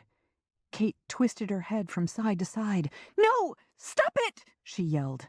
He slapped her hard and shook the pliers at her face. I had a girl bite me once when I was in her mouth enjoying myself. That was a bad experience. So now, I always take their teeth out first. He grinned. Feels better for me without the teeth, you know? You'll see how much I enjoy it. He came back from the table with a small metal bucket, rattling something in it. He tipped it toward her so she could see inside. It was half full of bloody and broken teeth. It dawned on her what he was talking about. After putting the bucket back, he grabbed her hair to hold her head still. He pushed a filthy thumb in her mouth, feeling all of her teeth as if taking inventory. The hand with the thumb in her mouth was holding the pliers. She knew that if she didn't think, if she didn't do something, he was going to use that pliers to rip out her teeth. The thought terrified her. Kate bit down as hard as she could. Victor cried out in pain. Let go! When she didn't, he pressed a knuckle of his other hand against the rear of her jawbone. The pain was blinding. She tried to keep biting down on his thumb, knowing that if she let go, he would go to work on her teeth with the pliers, but the intense pressure against the back of her jaw was more than she could endure, and it finally forced her mouth open. You will pay for that, he growled, comforting his thumb. He went to the camera, checking the settings. While he did, Kate frantically looked around for something, anything to help her. There was nothing. And besides, she wouldn't be able to grab it if there was. There could have been a gun in her lap and she wouldn't be able to use it. She realized that her left leg ached something fierce. She looked down and saw that she still had her panties on, but her legs were bare. There was a tourniquet wrapped tightly around her left leg at mid-thigh. Below the tourniquet, her skin was going purple. Her arms were duct-taped behind her, but her legs were free. She realized why. With a sickening sense of dread, she remembered Jack describing what had happened to Rita. Kate remembered that it was Victor who had done it, and that he had videoed it for the scavenger hunt site. Kate saw her jeans thrown off to the side. Her knives were in her jeans. They couldn't do her any good. Victor tipped the light above her to the side. See? This is my collection of pretty ladies, like you. They all brought me great satisfaction. Like you will. She could just make out half a dozen bags of some kind hanging against the wall. As she squinted, she realized that they were the naked, bloody torsos of women, tightly wrapped in plastic. Dismembered limbs were laid against the bodies under the tight plastic wrapping. Victor let go of the light, letting it swing over her. After I finish my time with you, you will join my collection. But that's still days away. We will have plenty of time together. My fans enjoy my shows so much. I want it to last. At the thought of what was in store for her, she couldn't stop her trembling. Kate could see the red light on the camera blinking. Victor went to the table and threw the pliers down. He picked up a handsaw.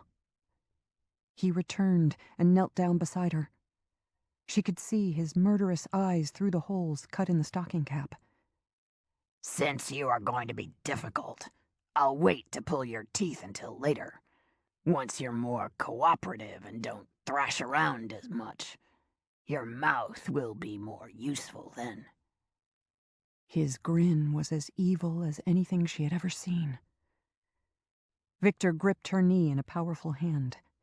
Try as she might to pull away, he held it still enough for what he wanted. He brought the handsaw up and laid the teeth down against her flesh between her knee and the tourniquet. He looked up at her with those murderous eyes. Drug cartels and the like use a chainsaw for this, but I think that's silly. That way it's over so quickly. What fun is that? Better when it goes slow. Better for you to feel every saw cut. One cut at a time. One scream for each. Kate could tell by his voice how excited he was getting. She remembered Jack telling her how Victor had sawed off Rita's legs just above the knee as she had screamed. Kate started crying in helpless panic. "No, please, no!" He paused to look up at her. But I have to. "No!" Kate wept. "You don't have to. Please!" Yes, I do, he said as he turned to grin toward the camera. Having sex with you will be so much better once your legs are off, and I pull your teeth. He laid the teeth of the saw back on her leg and cocked his arm back. Kate screamed. Chapter 57. Kate panted so hard as she screamed in panic that she was choking on her own spit.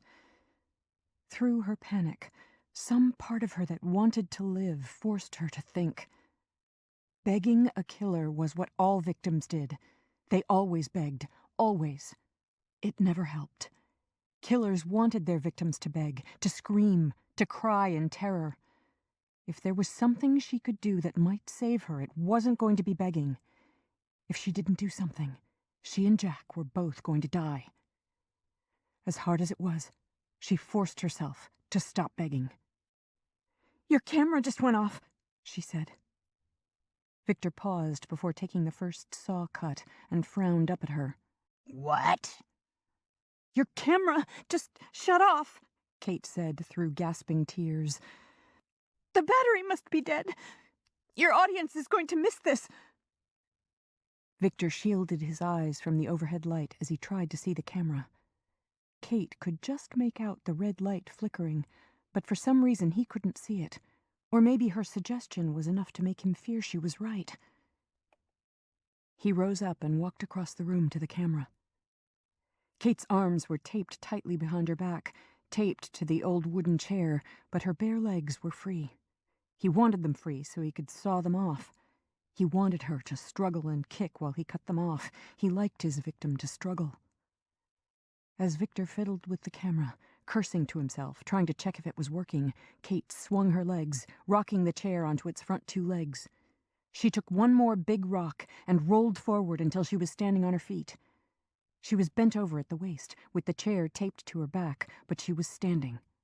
All the sharp grit was painful under her bare feet. She remembered what Jack had done.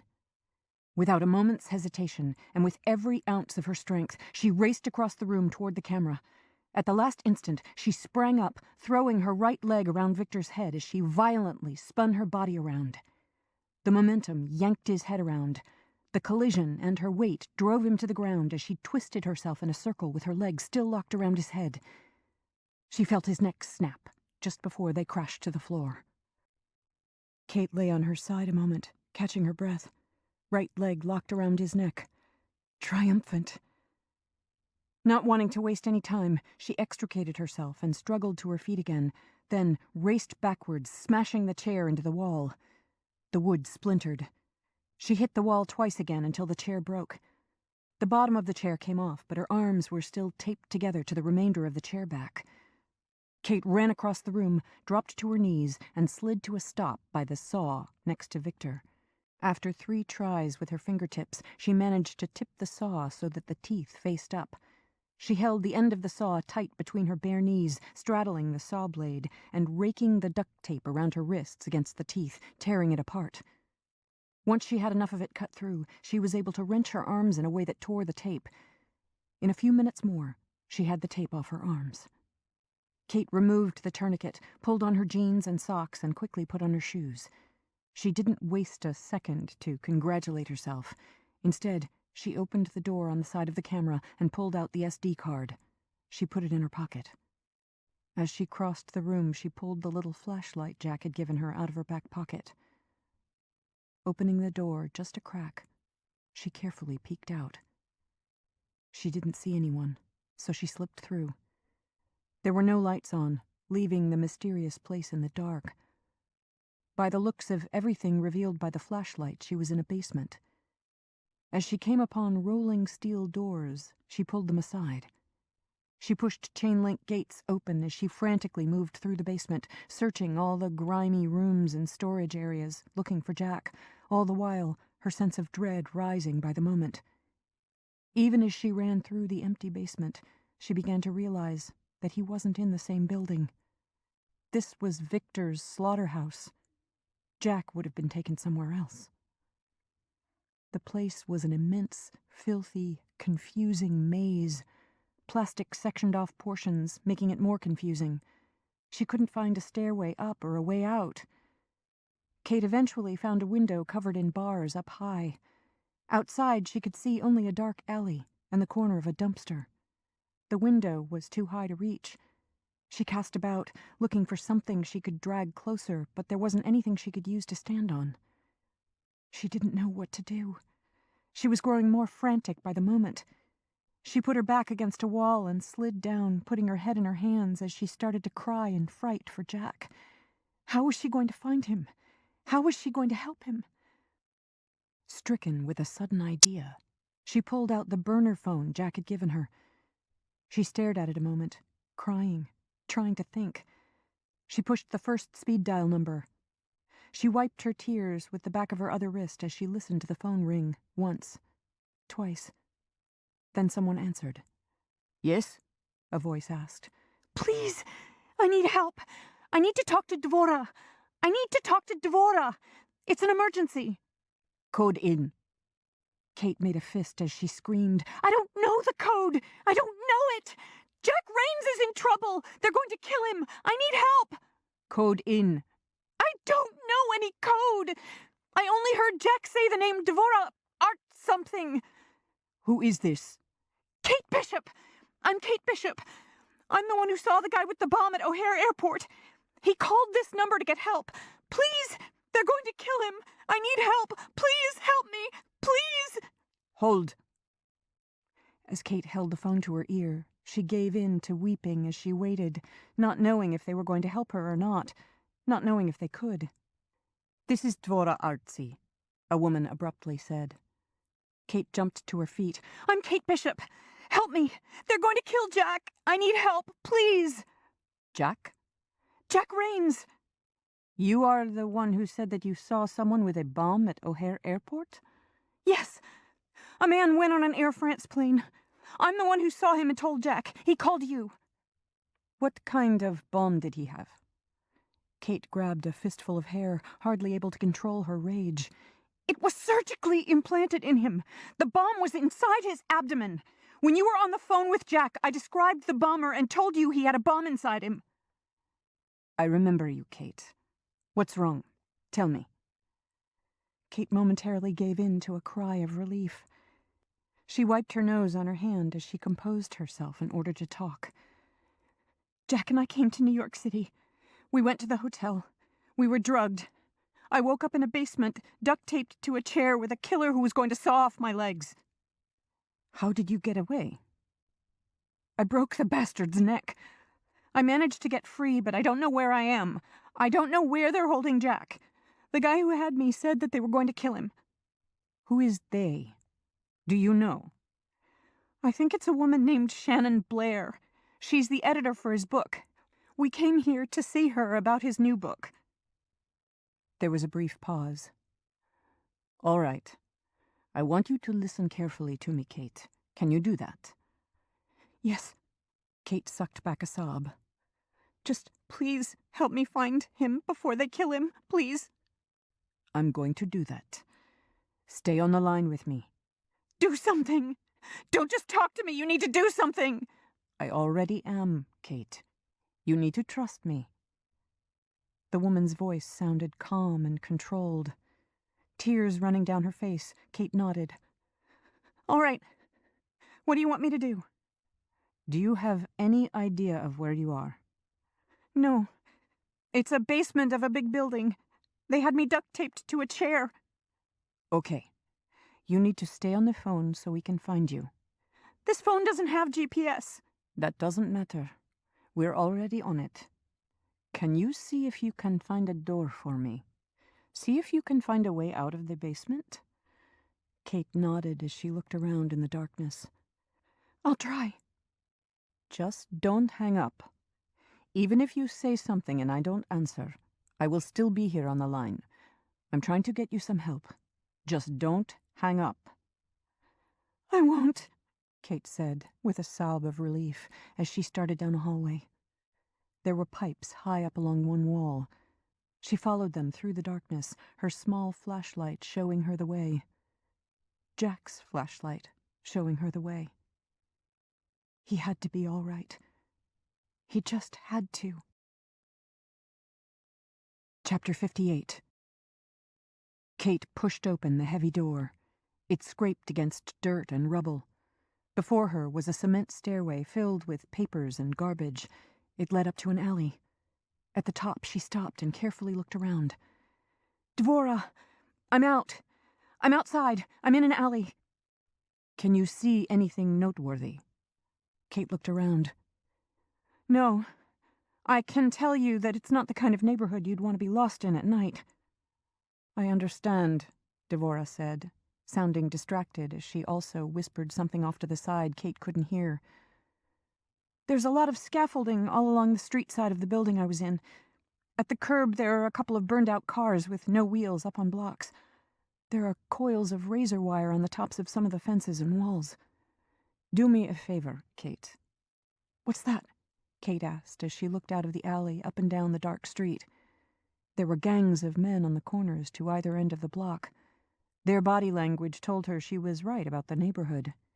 Kate, I want you to step back in the alley and stay out of sight. Can you do that? Why? Kate asked as she moved back into the dark alley. Because I see your location and you were right about the area. We don't need any complications right now. I want you to stay out of sight. Help is on the way. It is? Kate was a bit surprised. Her hopes soared. Thank you, Dvora. Please tell them to hurry. Do you know where Jack is? Not yet. Just stay back, out of sight. We almost have you. Almost had her. Those words nearly made Kate break down, but she held it together. All of a sudden, a black SUV squealed around the corner, nosed partway into the alley, and slammed on the brakes. The passenger door popped open. "Kate, he's there. Get in the vehicle." Kate leaped up and jumped into the front seat. Even as she was pulling the door closed, the driver was backing out of the alley.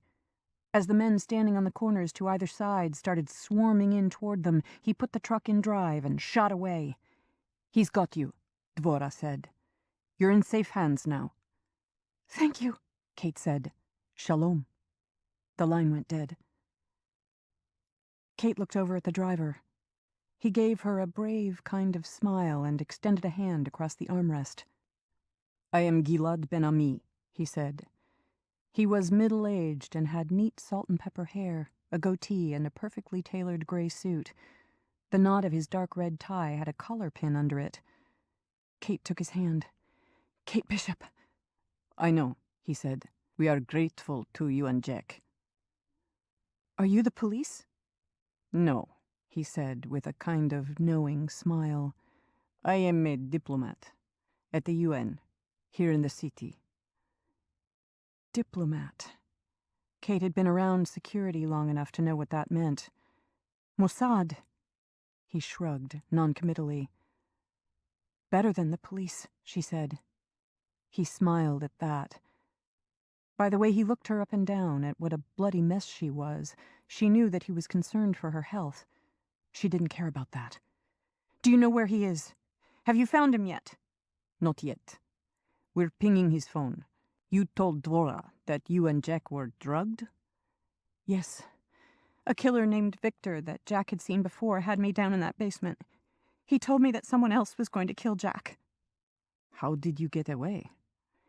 "My arms were taped to a chair. The guy likes to saw off women's legs, so my legs weren't tied down. He films it and posts the videos." Kate pulled the SD card from her pocket, held it up for him for a second, and then dropped it in a tray in the center console. "When he had his back turned, fiddling with the camera, I was able to run up behind him and throw a leg around his head, twist it, and break his neck."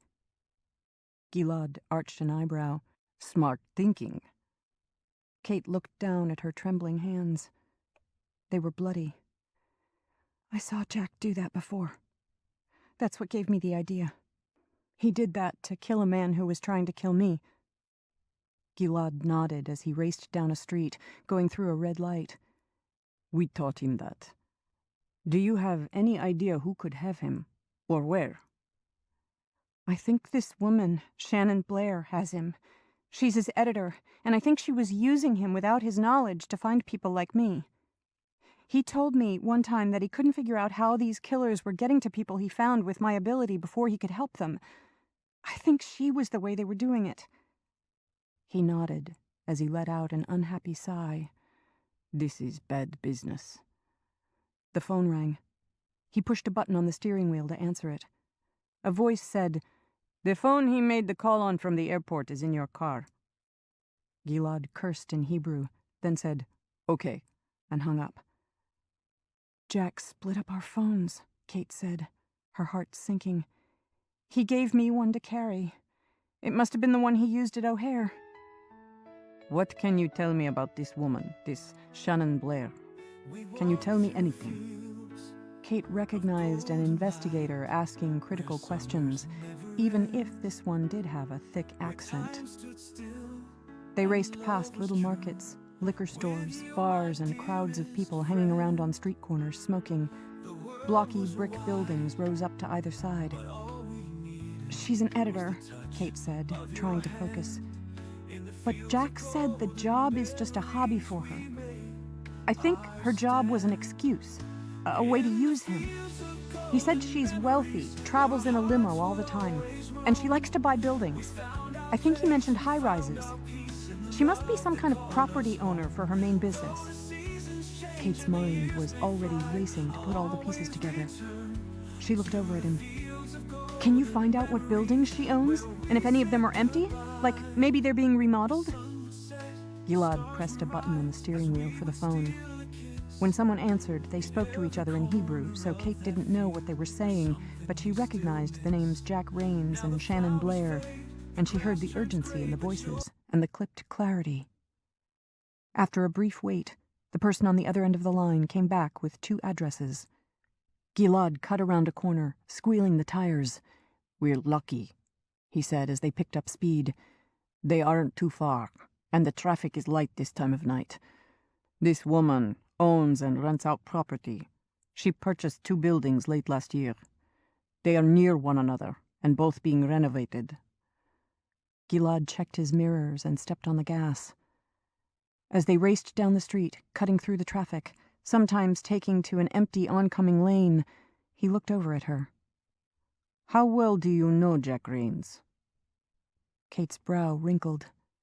She was hardly able to keep it together enough to get the words out. "I'm in love with him." She loved him, and she had never told him. "Ah," was all Gilad said. But that said it all. Gilad made another call. He gave brief instructions and the 2 addresses. Kate couldn't understand the words, but she recognized that he was calling for backup. The drive seemed to take forever, but he finally skidded to a stop at the curb in front of a brick building. A dented dumpster sat on the sidewalk outside, and plastic covered the dark windows. Gilad turned to her and pointed a finger up at the place. "This is one of the buildings." He pointed a thumb back across the street. "That's the other one." Kate already had her hand on the door handle. "Let's go." "No," he said. "You wait here.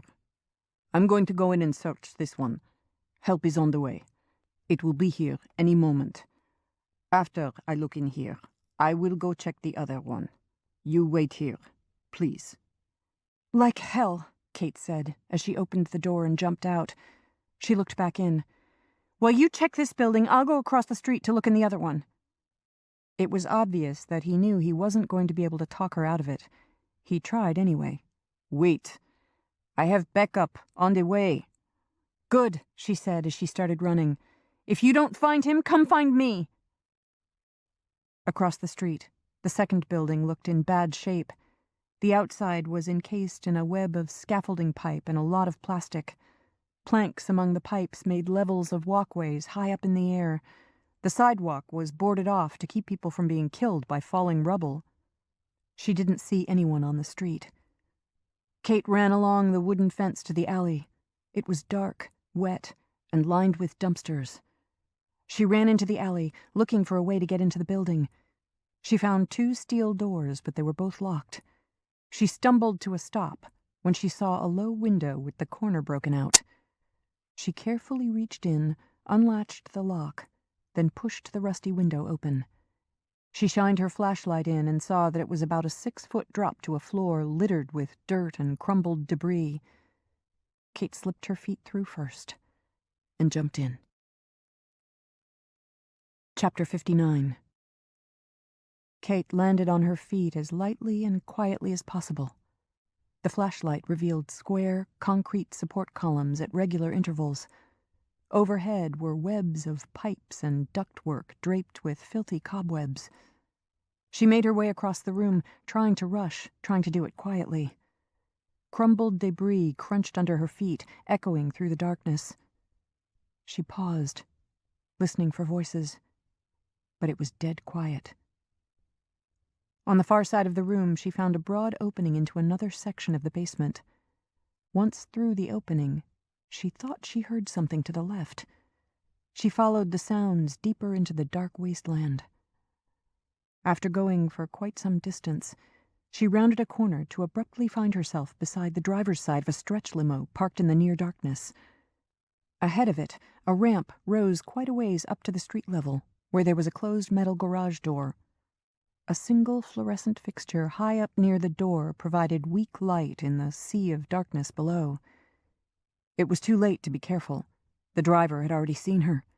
"Hey!" he yelled as he bounded out of the car, reaching under his suit jacket for a knife in a sheath on his belt. He hesitated for an instant. "You?" He obviously recognized her.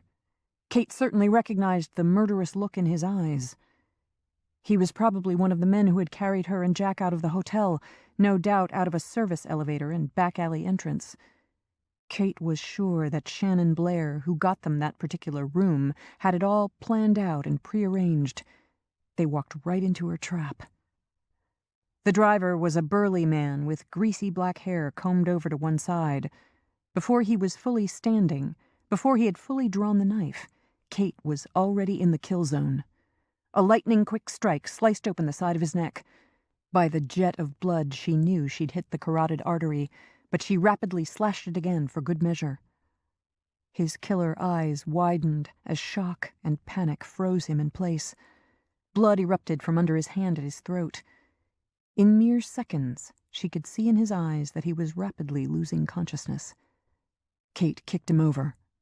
He slammed heavily to the floor beside the car.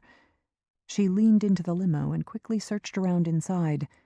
She opened the center armrest and glove box looking for a gun, but didn't find one. She saw a garage door opener on the visor. She knew that if she pressed the button, the metal door would make a racket as it opened, but maybe no one was close enough to hear it. Or they might think the driver had opened it for something. If the door was open, not only would Gilad have a way in, it would give him a good idea of where she was. The body beside the limo at the bottom of the ramp would certainly confirm that they were in the right place. Kate pressed the button. The metal door clattered as it began to open, but it wasn't as loud as she had feared. As she turned, her flashlight revealed footprints in the dirt and debris all around the car. She spotted drag marks leading away from the back door of the limo. A sense of desperate hope flashed through her at knowing that those drag marks would be from them pulling Jack out of the car and dragging him to the place where they likely intended to torture information out of him before they slaughtered him. Kate followed the swerving tracks of the drag marks and footprints back into the depths of the basement. They led to a concrete stairwell on the far side of the room. She hurried down the steps into the bowels of the decrepit building. It stank of mildew and rancid oil. At the bottom, she leaned out and saw light ahead among the support columns, ductwork, and the building system's equipment layered with dirt. The drag marks wove their way among the machinery toward the light. With her vision adjusted to the darkness, Kate switched off her light, put it in her back pocket, and took out her second knife. The blade snapped open with a soft metallic snick. As she came around a large square support column, she suddenly spotted Jack. She gasped. He was hanging on a rope by his wrists. The rope went up through a pulley at the ceiling and then to a cleat on the wall where it was tied off. Jack was without a shirt and covered in blood and angry red wounds. His feet swayed a few inches off the floor. Kate's heart was beating so hard she could feel herself rock back and forth. She quickly peered around, but didn't see anyone. She knew, though, that there had to be people around. Either they were back in the shadows, or maybe they had gone off for some reason. If they were gone, this was her best chance. She might not get another. She ran for the rope tied to the wall. "Kate! Behind you!" Jack shouted. Kate spun in time to see a big man reaching out to grab her. She hammered her knives into his eyes with a 1-2 punch. As he screamed with an ear-piercing shriek and his hands came up to cover his face, Kate swept her blade across his abdomen. His intestines spilled partway out and then began unfolding down toward his feet. Kate immediately turned back to Jack, dangling helpless at the end of the rope. "Move!" Jack screamed. Kate instantly understood and dove to the side as a woman in a dark pantsuit across the room fired a gun. The sound of the gun going off in the basement was deafening. Kate heard the bullet hit the floor right beside her. She immediately rolled the other way as the woman fired again.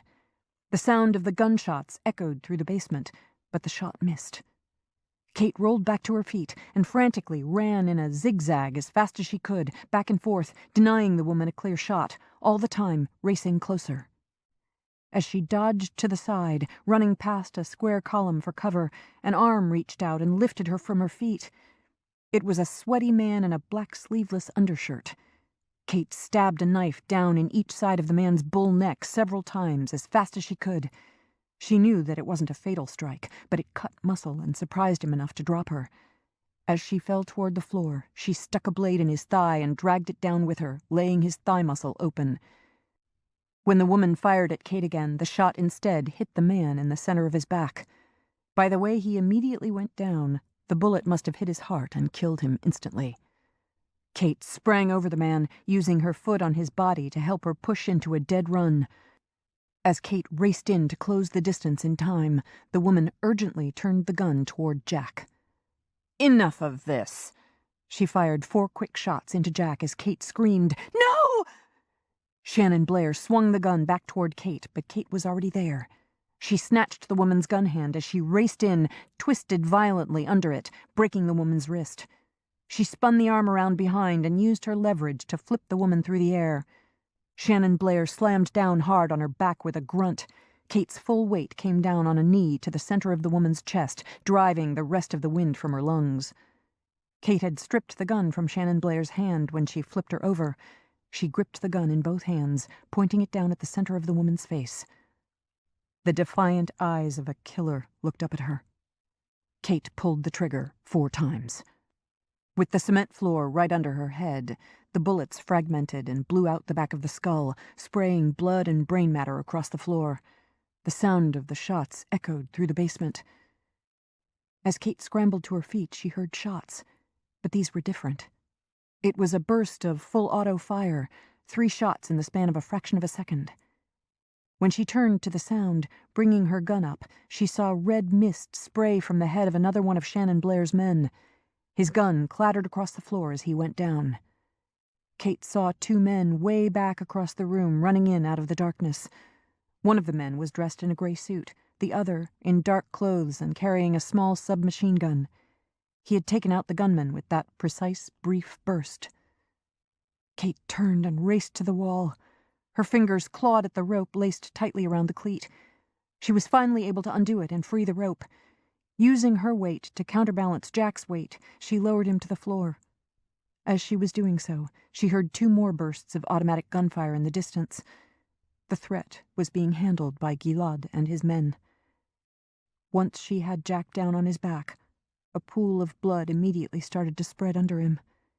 Kate cut his wrists free and then took his face in both hands. "Jack! Jack! It's all right now. I'm here. We're all right." Even as she said it, she knew it wasn't true. He stared at her, unable to take his eyes off her. "Lie still," Kate said, smoothing a hand down his face. "Don't talk. Help is on the way." "Too late," he whispered. "She fooled me. I couldn't see what you can. She fooled me."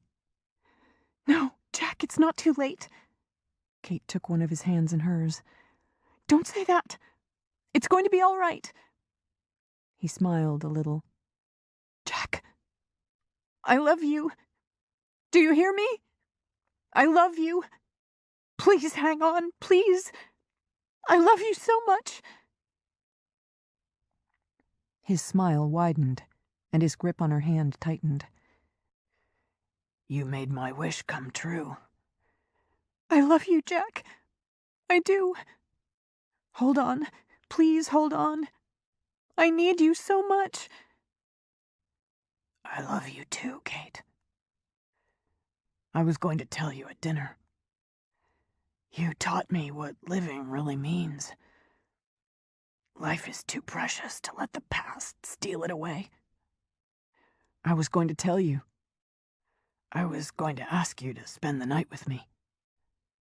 To spend every night with me." "Yes." She kissed his lips as she squeezed his hand. "Forever, yes." He smiled. "It doesn't hurt anymore," he said. "I want you to know. I don't hurt anymore. You made all my pain go away." "Me too. I love you, Jack." He smiled again. "Live, Kate. Live." And then the light of his soul began to fade away from his beautiful eyes. His hand went slack. His last breath left his body. Kate screamed, "No! Jack, no!" She lay across his chest, listening for a heartbeat. There was none. "Don't leave me! Please, Jack!" she wept. "I love you! Don't leave me!" Kate looked back over her shoulder and saw men in dark clothes coming at a dead run. "Hurry!" she screamed. "Help him!" As they rushed in, Gilad's gentle hands lifted her out of the way as the men crowded down around Jack. Gilad sheltered her in his arms as she wept in helpless agony. One of the men gathered around Jack checked him and immediately started giving him CPR, counting each compression out loud. Another man put a mask over Jack's face and started squeezing the bag attached to it to get air into his lungs. A third man pulled packs from the cargo pockets of his vest. He put a needle in Jack's arm and held up a bag of fluid. A man who'd been carrying a case in each hand set them down and started pulling out equipment. He lifted out defibrillator paddles and squeezed gel onto them as another man switched on the machine. Kate watched in a daze as he used the paddles, trying to start Jack's heart. Each time he called "clear" and hit the button, Jack's body flinched.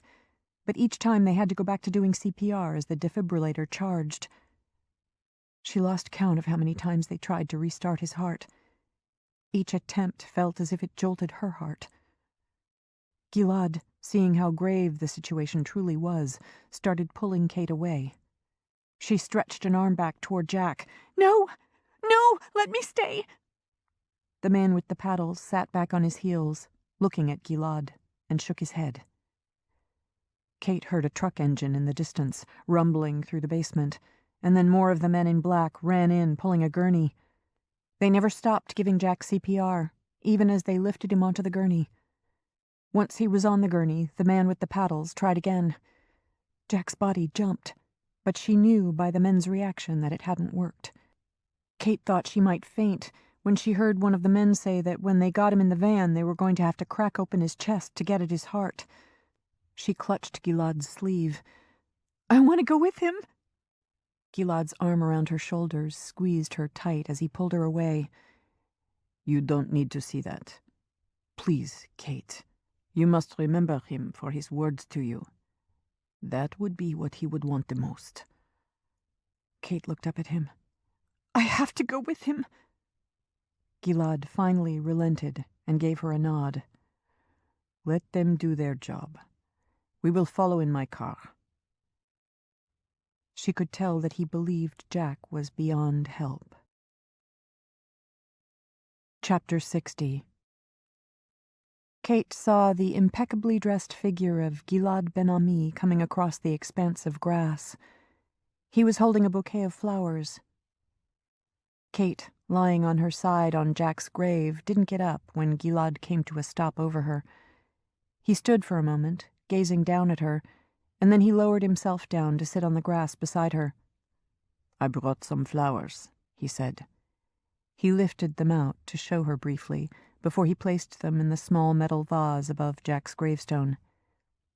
"Thank you," Kate said. "They're beautiful." After that terrible night, it seemed like the world had slowed to a stop, leaving Kate feeling empty and numb. John's death and the deaths of AJ and her family seemed like they had all happened in a dream. But Jack's death was a nightmare. Kate knew that the sight of them loading him into that van in the basement while working on his unresponsive, blood-slick body was something that would haunt her forever. Gilad and Kate had followed the specially equipped van on the way to a trauma center, while what he assured her was an elite Israeli combat medical team worked on Jack. When Gilad received a call from the van as they followed behind, he told her that they had opened Jack's chest and were massaging his heart to try to keep him alive. Much later, that awful night, as she sat beside Gilad on a bench in the cold hallway of a private medical facility, doctors continued to try everything humanly possible to save Jack. But in the end, there was nothing more they could do. Gilad had been invaluable after Jack's death.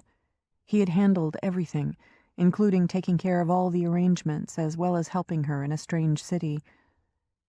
If there were any police involved, Kate never knew of it. She suspected that diplomatic immunity had been involved, and everything had been kept under the radar in order to protect her.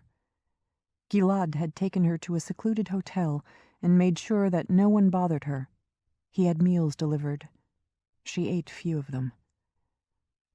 His country had given Jack a beautiful funeral in a private, exclusive cemetery protected with towering old trees. A lot of people attended. She hadn't known any of them, but they all knew Jack, and they knew of her. Most all of them wept. Kate was appreciative of those who came, who shook her hand or hugged her and told her how sorry they were and how much Jack had done for them all.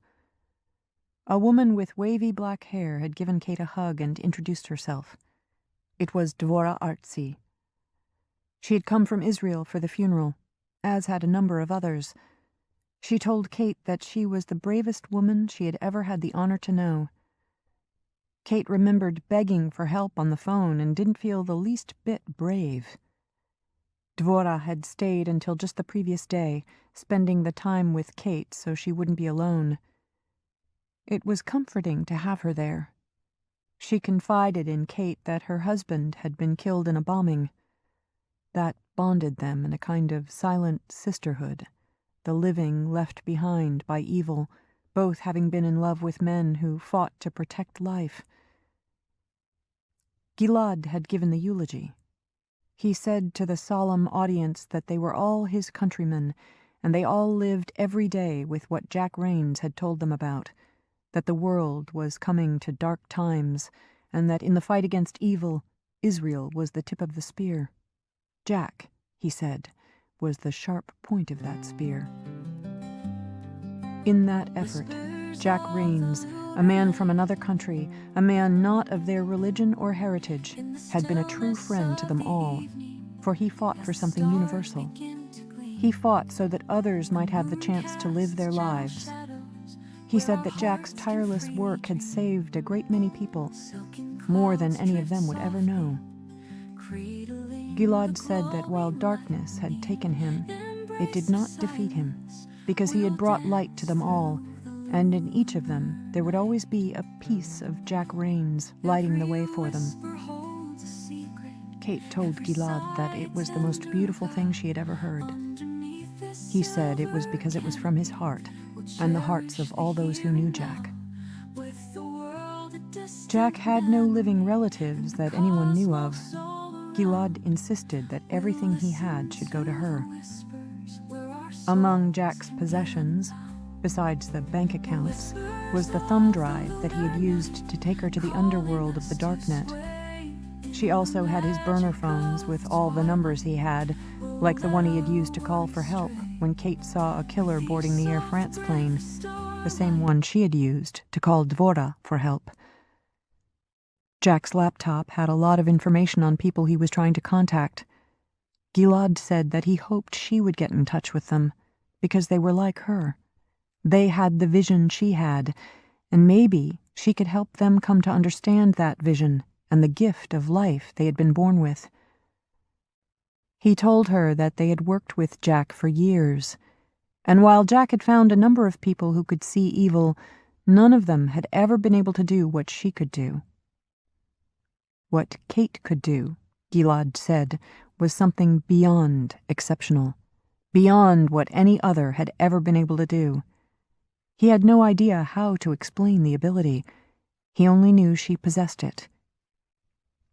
Kate didn't know what to think of that. He also delivered an open invitation to come to Israel any time she wanted, for as long as she wanted, as their guest. In the days after Jack's death, Gilad and his people had managed to go through Shannon Blair's effects and found passwords, credentials, and other information that allowed them to take control of the scavenger hunt site.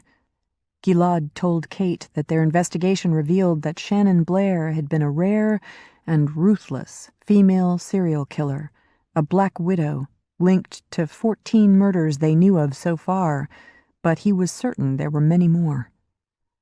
Apparently, she started out killing homeless men she found living in the buildings she bought.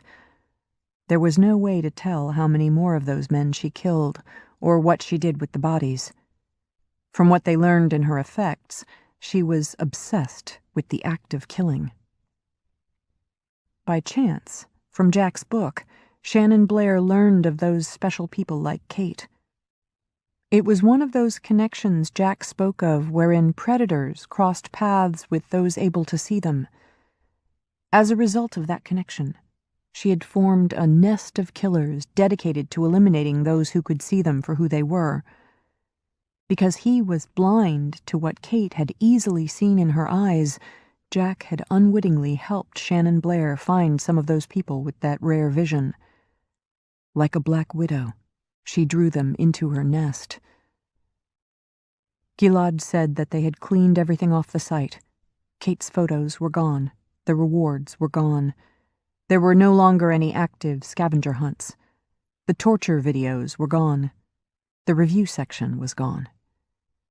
The only thing left of the site was the homepage. There, the Mossad had posted a photo and some text. They had lined up over a dozen dead who had been a part of the scavenger hunt nest, with Shannon Blair lying in the center, the back half of her head gone, and taken a photo of the collected bodies in all their bleeding glory. They put it up on the homepage, saying only that these were killers who had been dealt with. They then locked down the site so that no one could add anything, alter anything, or take it down. All of the killers or want-to-be killers who had visited the site before would now find only a photo of their dead idols.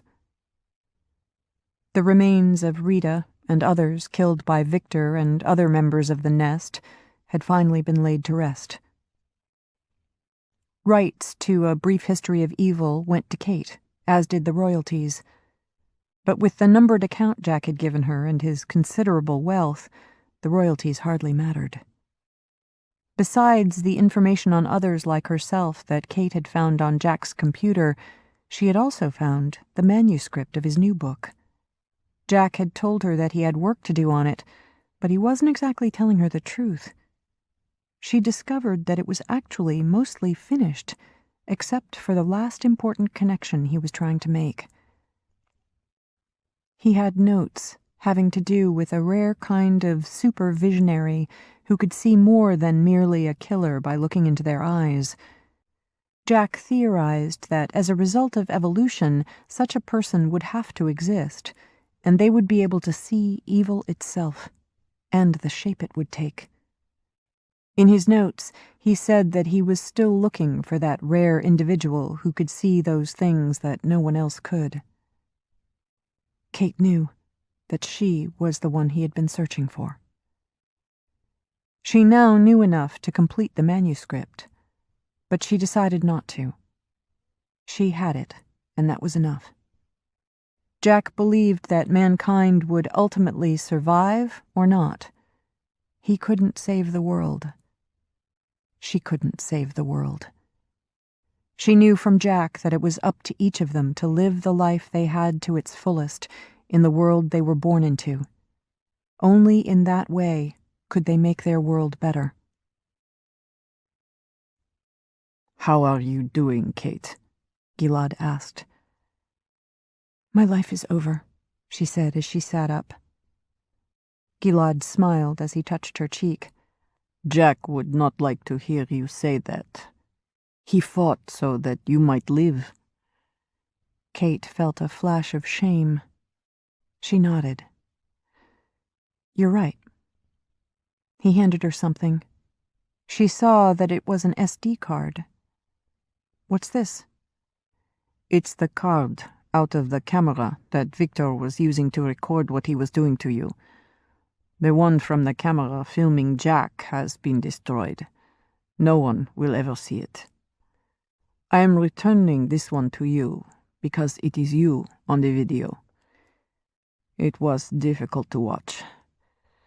I was going to destroy it, but I thought that maybe you should be the one to do that if you wish. I think that someday, if you ever decide to watch it, you will see a woman who is brave, a woman who is inspiring." Kate closed her hand around it and held her fist to her chin. Thank you. You are a very thoughtful man, Gilad. He huffed a brief laugh. He turned serious then as he gazed at her. When there is great trouble in the world, God sends us angels. You never know what form those angels will take. You are one of those angels. Kate shook her head. The only angel I ever knew was Angel Janek. She was an avenging angel. She protected lives. She died in this struggle. It was because of her that I met Jack. He gave her an admonishing look. You saved the lives of hundreds of people about to board that plane. None of them will ever know of the angel watching over them, the angel who saved their lives from evil that day. You saved me. We all save each other, Kate Bishop. She smiled a sad smile. I guess we do. Gilad reached into the inside breast pocket of his suit jacket. Speaking of which, I have a problem. I hate to do this to you. Honestly, I do, Kate, he said, looking quite guilty. I am hoping that you might be willing to help me. It's all right, she said, laying a hand on his. I understand. Kate took the stack of photos from him. She shuffled through the whole stack, then pulled one photo out of the rest and tossed it on the grass before him. It was a smiling, intelligent-looking young man, but he had the terrifying eyes of a killer. She saw that in his eyes, and so much more. This one, she said. You are sure? Kate nodded. You have 12 hours. 12 hours? He has a bomb in a moped, or scooter, or whatever they're called. It's a faded red and has some rust. It's a big bomb, in the hollowed-out seat. He intends to set it off just over 12 hours from now. Gilad frowned. Where is he? Where is he going to use this bomb? Do you know? The Israeli embassy in Sweden. He stared at her. You're serious? When he saw that she was, he asked, How can you know this, just from looking at his photo? Kate arched an eyebrow. You're the one who said I was an angel. You tell me. She thought about what Jack had said in the manuscript about believing that there was someone who possessed the ability to do just such a thing. He had written that before he met her. Gilad hastily stuffed the photos back in his breast pocket as he clambered back to his feet. I must go and tend to this. Thank you, Kate. Thank you for all the people who will not die in 12 hours. He reached down to touch her cheek. Shalom. Kate looked up at him. What does that mean, shalom? It means peace, he said. Kate smiled. I like that. Shalom, Gilad. He turned back as he was leaving and waved. I will call you. I would like to take you to dinner. Someplace nice. I'd like that, Kate called after him. When he was gone, Kate went back to her silent vigil at Jack's grave. She touched the headstone with his name.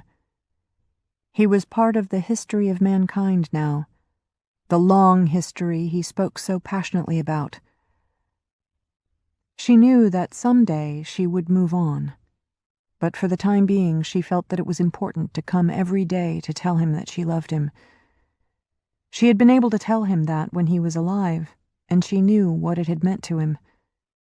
He had told her that he loved her, and she knew what it meant to her. It would last her a lifetime. By the time it was dark, the other visitors had long since gone. Kate didn't want to leave. It felt like she would be deserting him, leaving him all alone in the night. But she could see the caretaker waiting by the door of the reception area, a finger flicking the keys at his belt. He obviously didn't want to be rude and ask her to leave, but it was past closing time. In the gathering darkness, Kate made her way across the grass and then the asphalt path to where the caretaker stood, waiting to let her out so he could lock up. She was staring off into her thoughts of Jack as she walked past the caretaker. He reached out and gripped her upper arm to stop her. Beyond the man's filthy tan shirt sleeve, she saw the sign on the door marked Exit. Something had been handwritten under the exit sign with a grease pen. It said, "Not anymore." Kate looked over into his eyes. They were the eyes of a stone-cold killer. The eyes of the devil.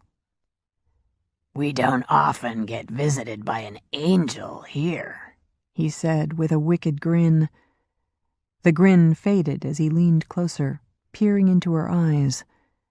"Do I know you? You look familiar somehow." Kate's thumb on the assist button snapped the blade of her knife open. "I should look familiar," she said. "Especially in this place." "Yeah? Why's that?" "Because I'm the angel of death." Chapter 61. "It's for you," the flight attendant said, holding out the handset of one of the 3 phones on the bulkhead. Seeing that it was the secure line, Dvora sprang up from the thick leather chair and took the handset. "This is Dvora?" "It's Gilad," the voice on the other end said. "Gilad." She was suddenly tense. "How did it go?" Kate Bishop was right. We caught the man before he could get to our embassy in Sweden. He had a bomb in the hollowed-out seat of his rusted red moped, just as she said he would. Dvora let out a sigh. Kate Bishop just saved yet more lives. Jack never before found a subject quite like her. Yes, he agreed. She is for sure a remarkable woman. I'm glad I had some time to get to know her a little better. Me too, Gilad said. She has a warrior's heart. Dvora knew why he was calling. She wished she had better news. She waited, listening to the constant muffled roar of jet engines. The monitor on the bulkhead said they were at an altitude of 42,000 feet, with a time to destination of just over 5 hours. Out the window, the setting sun behind them was mostly hidden by a haze of clouds far below. The surface of the ocean glowed golden in the late daylight. "So how is he doing?" Gilad finally asked. "Any change?" Dvora looked over at the bed locked down along the side of the cabin. An assortment of equipment stood clustered at the head of the bed, near the bulkhead, all of it alive with a steady stream of information. Lights blinked. Green lines blipped in spikes. Numbers flashed. Every once in a while, the blood pressure cuff inflated. She looked at the slow, steady rhythm of the heart monitor. "I think the same." "No better?" Dvora appraised the collection of tubes coming out of the side of his chest, the PICC line in his upper arm, the bags of fluids hanging over him with lines running to both wrists, all the information on the monitors, and the ventilator helping him breathe. 2 nurses sat below the equipment, monitoring it continually and hanging full bags of fluid when needed. The doctor was resting in one of the jet's plush tan leather seats opposite the bed. The doctor looked up at her. She lifted out the handset as if to say Gilad wanted a report. The doctor shook his head. "No, I'm afraid not," Dvora told Gilad. "His condition is the same." "But he is still alive," Gilad said, sounding as if he insisted on it. "Still alive," Dvora confirmed. "Jack Rains is a hard man to kill." "This is good news," Gilad decided. "They did not expect him to live even this long. So this is good news." Dvora didn't want to let him read too much into it. "Listen, Gilad. Dr. Lewin warned me again that Jack will likely never come out of the coma, and even if he does, there is no telling how long his brain was deprived of oxygen, so there is no way to know if Jack Rains is still Jack Rains, or if he ever will be again. Dr. Lewin knows full well how important Jack Rains is, and he's keeping a constant watch, but he doesn't sound optimistic. But Jack is still alive, Gilad said, the insistence still in his tone. Dvorah smiled.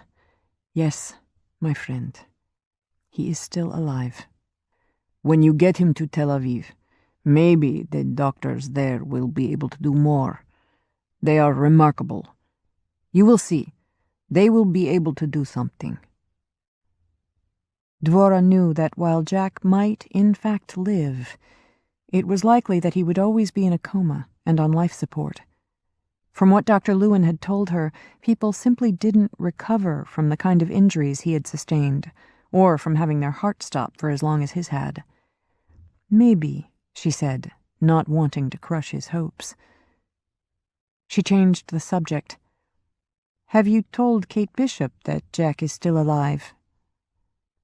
The jet engines droned on as she waited for him to answer. Out the window, Dvorah saw only what looked to be an endless expanse of ocean. No, I have not told her, Gilad finally said. I don't have the heart to give her hope when there is so little. Dvorah let out a sorrowful sigh. I suppose it's for the best. For now, I think it is, Gilad said. We will get him back to Tel Aviv and let the best people we have see what can be done. They have a team standing by, waiting for you to get there. I don't think Dr. Lewin has slept for more than 10 minutes at a time, she said, looking down at the man. He's been by Jack's side continually. He's worried, Gilad. Something about the fluid drainage. Even though the opening down the center of Jack's chest does seem to be healing, Dr. Lewin says that as soon as we land, he thinks they may have to open up his chest again and go back in. If it is possible to save Jack, I know our people will do it. Dvorah twisted the phone cord around her hand. From your lips to God's ear. With the funeral and all those who attended, Gilad said, everyone believes Jack Rains is dead. That is what we need. Now, if we plant some seeds in the right places, word will leak out.